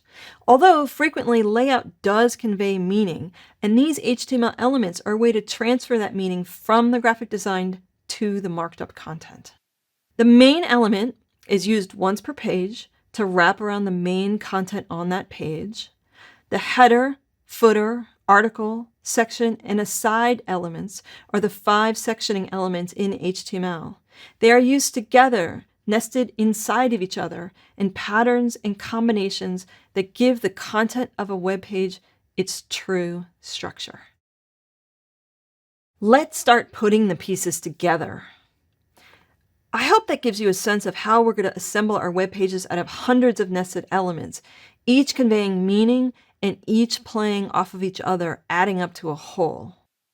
When I'm not sure what the best way to mark up a page is, I travel around the web, finding similar sites, and I use developer tools to see how other folks have decided to use HTML elements in their content. The exact way we combine these HTML elements is different every time we make a web page. It's hard to be sure if we're doing it right because the right way to do it always depends on what the content is and what the page is for. In fact, usually there are several good ways to do it, and none of them are necessarily right or better. There's a bit of an art to structuring HTML. We have a lot of creative freedom here. We are, after all, trying to represent human communication in code.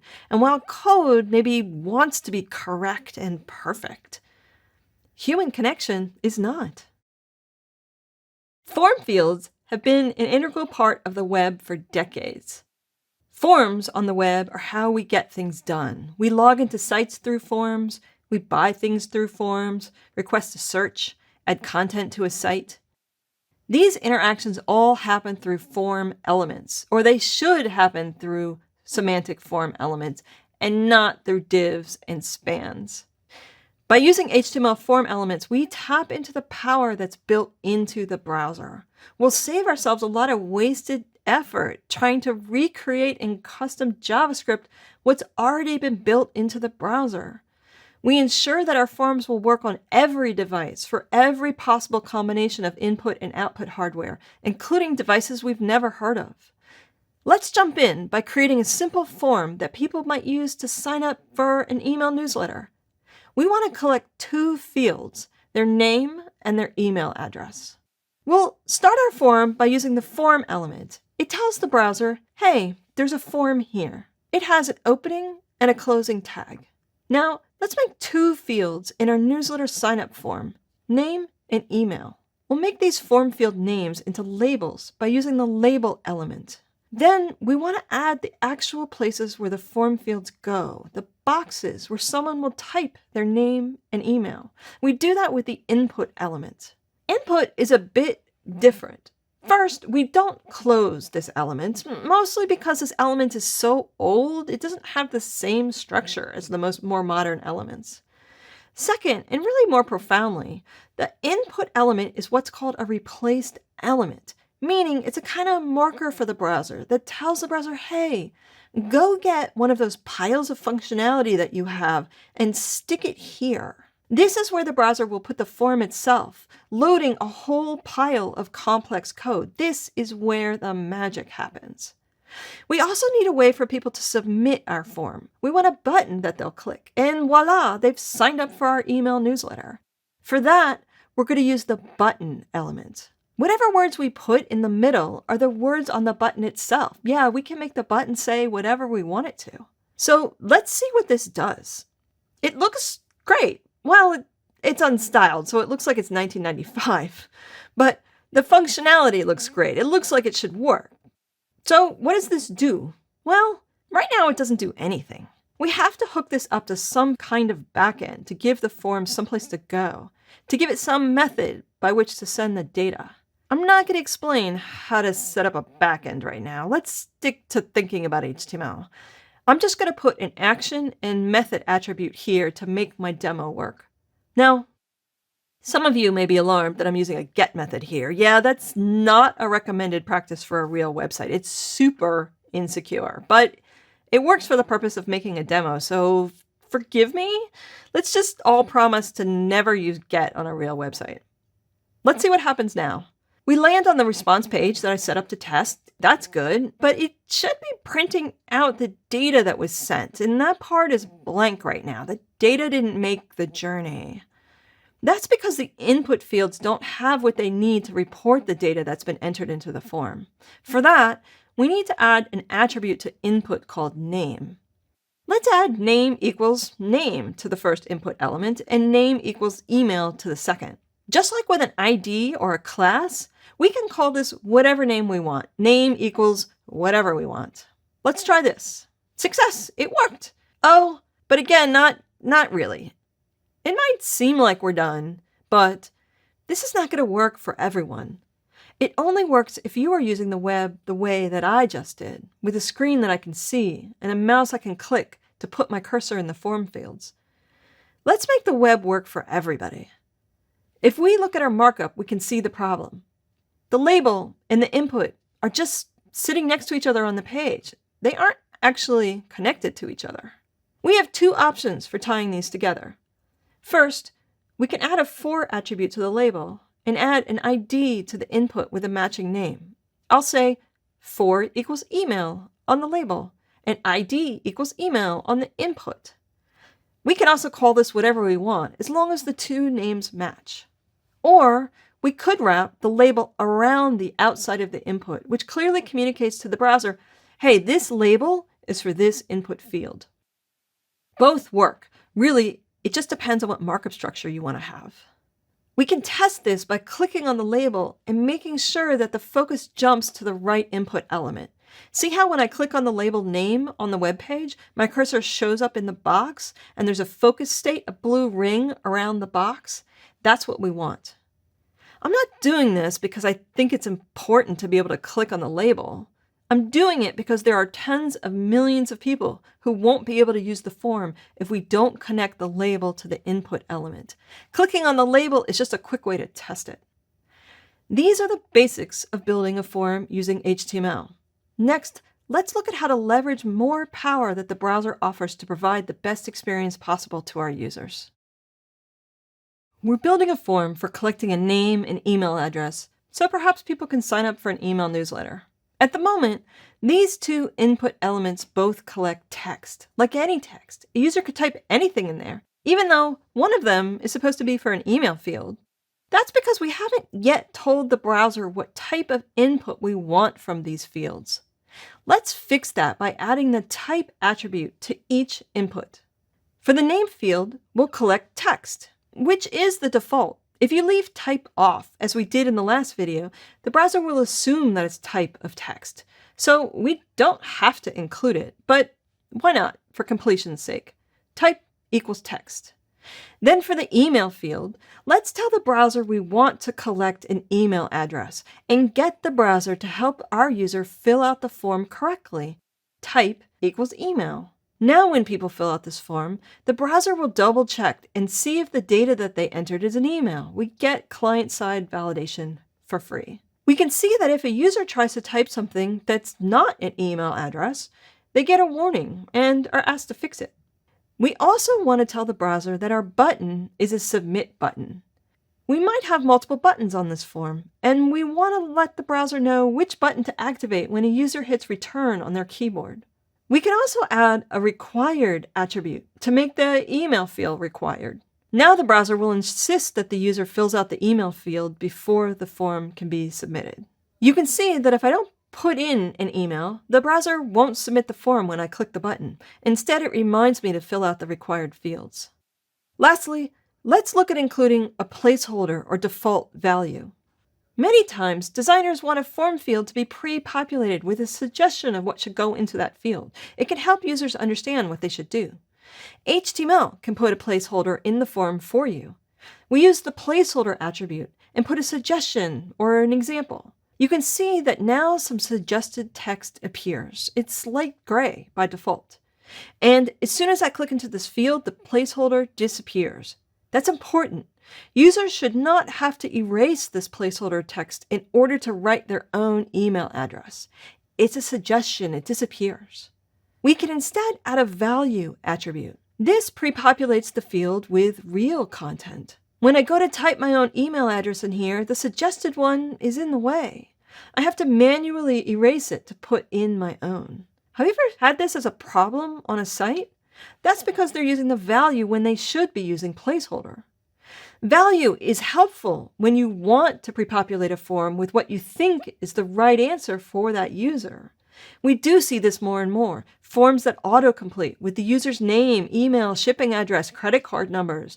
The value attribute is for including such data in the form.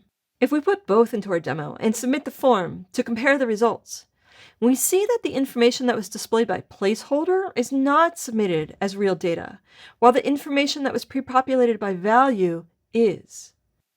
So those are the many parts of a form. Forms can get complicated, but by learning about and using the power of HTML, you can make sure that your form works for all users in a way that's clear and frictionless. Next, we'll look at the many different types of forms there are beyond text and email. Now that we understand the basic structure of a form, let's look at some of the many options that we have for collecting different kinds of data. Meanwhile, I'm kind of tired of looking at ugly forms. It's not 1995, and there's no reason why we can't style some of these form elements. Let's add CSS.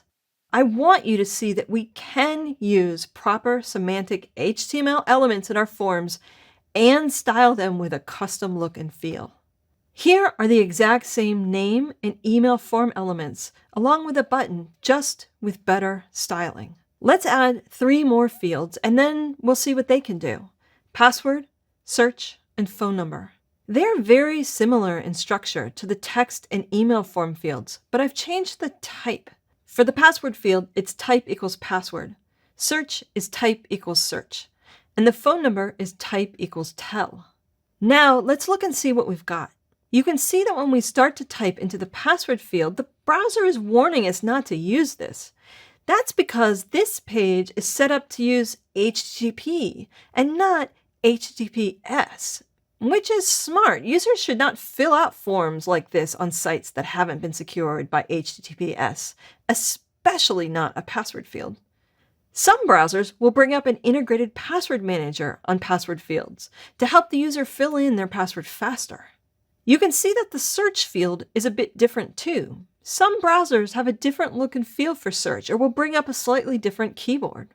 The phone number field will prompt many devices to provide a telephone pad for the keyboard, which makes sense when entering a phone number. What about bigger passages of text? All of these forms so far are just one line of something. How do we collect a paragraph or a whole article of text? For that, we use the text area element. It's similar to the input element, and we pair it with a label in the same way, but it is a different element. We don't use input, we use text area. We can put a size on text area using the calls and rows attribute, but we don't have to. Frequently, we use CSS to override this size anyway. You'll notice there's a scroll bar that appears when the box is full of content, and there's a little handle in the corner that lets a user resize the box. The browser is providing the interfaces for both. Let's add 3 more input types to our form: date, color, and file. You can see that I've set the type for the date field to date. For color, it's type equals color. And for the file, I've got type equals file. I've also written accept equals image and added the attribute of multiple, which limits the kinds of files that are acceptable to images and says, yes, allow multiple files. Let's look at how these work. The date input type expects a date, and it provides a convenient interface for setting a date. The color field opens a color picker. This is an operating system or browser-based color picker wheel. File provides an interface for uploading a file. And you can see that because of the attribute I wrote, it will let me pick an image file, but not any of these other files. Lastly, let me show you a few examples of checkboxes, select lists, and radio buttons. For a simple checkbox, we use a label and input again, this time with a type of checkbox. You'll notice I included an attribute of checked. That tells the browser by default when the page first loads, I would like this box to start out as checked. We do need to give the checkbox input a value so that when the form is submitted, it has a value to pass along. In this case, I've set the value to the checkbox is checked. Unlike putting a value on the other input types, this time this phrase does not show up on the form itself. We can also make a drop-down list called a select list using the select and option elements. To make a set of checkboxes or a set of radio buttons, I've set the type to checkbox or radio. I've also wrapped their labels and input elements in what's called a field set with a legend. There's much more to it all. I just wanted to give you a quick tour of some of the many different HTML form elements and how they tap into the power of the browser software and operating system on a wide range of different devices. You might have heard somewhere along the way that HTML tables are evil, that you should never use a table, or at least that's what some people have heard or thought they heard, but it's not true. It's not bad to use an HTML table for tabular data.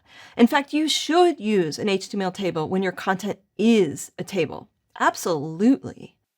What you should not do is misuse HTML table elements and pretend that you're making a table when you're not. The whole point of semantic HTML is to tell computers everywhere what the thing you have is. What is it? If you have a button, use the button element. If you have a table, use the table elements. So, why are people so sore about this? How did the message get scrambled so badly that people are scared of HTML tables? Well, a long time ago, when the web was a tiny baby, we did not have CSS. We did not have any proper tools for styling or laying out our content on a web page. Those things had just not been invented yet. So people did all kinds of messy things to try and to create styling and layout. We typeset our headlines in Photoshop and exported them as images.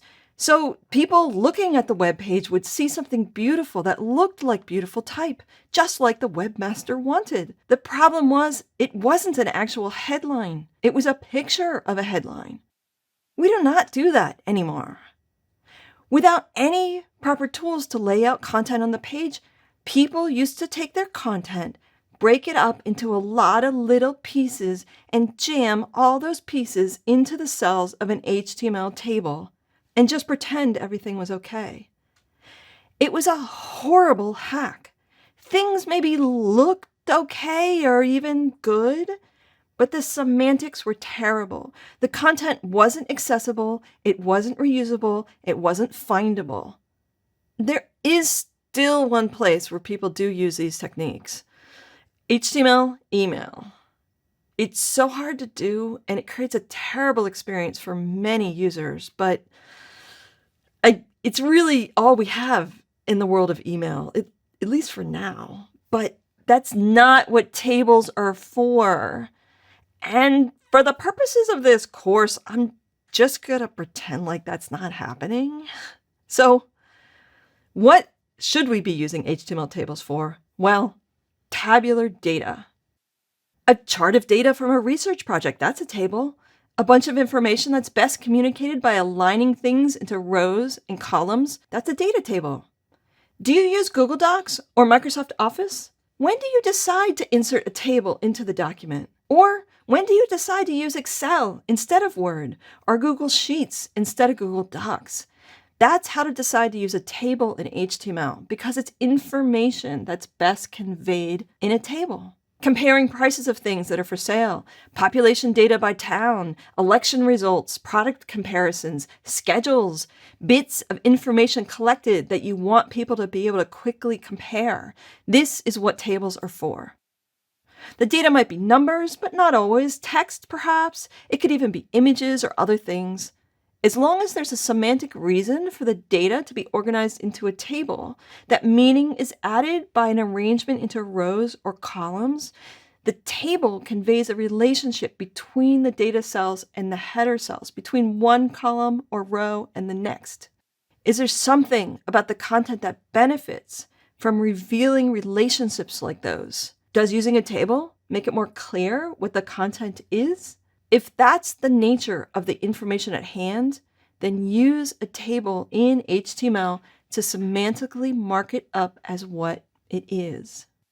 You can use CSS to rearrange how a table is displayed, so it might not always look like a traditional table, especially perhaps for small screens. Changing the layout for different sized screens, that's okay. It doesn't always have to look like a table. What matters is that if it's inherently a table, then use an HTML table. To create an HTML table, you use several different HTML elements in just the right combination. Table, TR, TH, and TD. Here, let's list them for you in a table. The table element wraps around the whole table, around all our content and markup for that table, marking the beginning and end of the table itself. The TR element stands for table row. It wraps around a set of elements, defining them as belonging to the same row. The TH element stands for table header. It defines a header for a column. And the TD element stands for table data. It marks up the cells of data. Let's go through this using a simple example.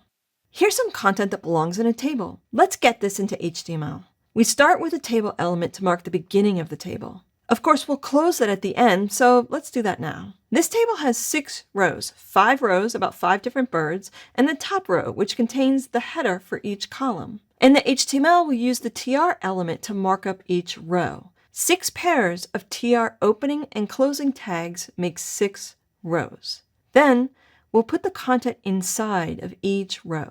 Let's start with the American goldfinch. We use the TD element to wrap a cell of content. American goldfinch, yellow, eats mostly seeds, and the image with an image element. You can put any HTML markup inside of these cells. Paragraphs, videos, headlines, whatever you want.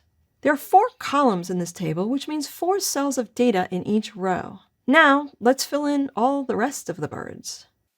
You can see this table shaping up on the right. I've included a bit of styling in CSS to make the table look more like a table than the default styling that a browser uses. But what about that header? Well, we put the content for the header in the first row, wrapping each one in a TH element instead of a TD element. TD stands for table data, while TH stands for table header. Bird, color, diet, photo. In my reference document, the header is typeset in all caps, but I don't want the words to actually be in all caps. They aren't acronyms, so I'm putting them into my HTML as normal words and using CSS to change how they look. That will ensure they are spoken aloud properly, and if we want to change how the table is styled, it will be easy to do so. Those are the basics of table markup. There's a lot more that we can do to create a complex HTML table, ways to have our content span multiple rows or multiple columns. We could define a header, body, and footer for the table, or add a caption. If you'd like, there are whole courses that go deeper into HTML tables, including how to make an HTML email template. For now, that's the basics of an HTML table. The table element, TR for table rows, TH to mark content that's in a header, and TD for marking up the content of each table cell. Well, there you go. HTML is an incredibly important part of the web. If you use the right HTML element for the right job, you start from a place of great strength, making your project understandable to voice interfaces, search engines, social media, using the power that's built right into the browser for a variety of devices and users. You're using the power of the web as it's designed. There's more to know about HTML, especially as the language slowly continues to evolve. And there are many great resources out there for finding out more about HTML, or more importantly, for quickly looking up something that you sort of remember, but you totally can't quite remember the details. MDN Web Docs is a fantastic place to find authoritative reference documentation. It's kind of like looking up things in a dictionary. MDN describes each element, each attribute, what it's for, how to write the code. It has code examples, browser support charts, and links to where you can find that particular technology in a specification. There's also a lot of great advice on MDN about how to best combine HTML elements for particular use cases, particular kinds of content. The canonical source of truth about any web technology is the specification, the web standard document from which that tech came. The web in all of its parts, HTTP, URL, HTML, CSS, JavaScript, each of these technologies exist because a group of people collaborated on a plan for that technology. Representatives from all the browser makers, plus many others, connect in working groups to discuss and debate what each language could or should do. Their decisions are written up in official documents called specifications, and those specifications are closely followed as directions when browser engineers go to add a new feature to their browser. This process is what people mean when they talk about web standards. The way that browsers do something is standardized in an official doc. That way, it's the same across every browser. The HTML specification was most recently numbered version 5. Maybe you've heard of HTML5. That basically means HTML at version 5. There was an HTML3, HTML4. It's a bit unclear whether there'll be an HTML6. Some people say no, let's drop the version numbers and just have a slowly changing specification that doesn't have a number. We'll just call it the living standard. It's alive. It's always changing. I wouldn't be surprised if eventually, in some time in the future, maybe a long time from now, eventually someone will want to declare HTML6. But meanwhile, HTML, the living standard, is the current version of HTML. And whatever is written in that document is a source of truth about HTML. You can read the specification. In fact, there's a special copy of it that's been simplified and formatted especially for designers and developers to read, leaving out some of the super extra nerdy parts that only browser engineers need. I'd also recommend putting some time into learning more about ARIA and accessibility in general. A great place to start is with the WCAG guidelines, WCAG, or Web Content Accessibility Guidelines. It's the official W3C spec on accessibility best practices. You can read the WCAG spec, or you can search for WCAG or ARIA to find more resources. I also recommend getting into CSS. Knowing both HTML and CSS makes for a powerful combination. HTML doesn't change very often, so knowing these essential foundations will set you up for a long time to come. Don't worry about trying to memorize everything. You'll forget things. We all do. Just look it up when it's needed. Don't be afraid to realize you aren't sure which element to use or can't remember what an attribute's called. Search the web, look it up, then get it right. Your projects will be better for it, and your users will thank you.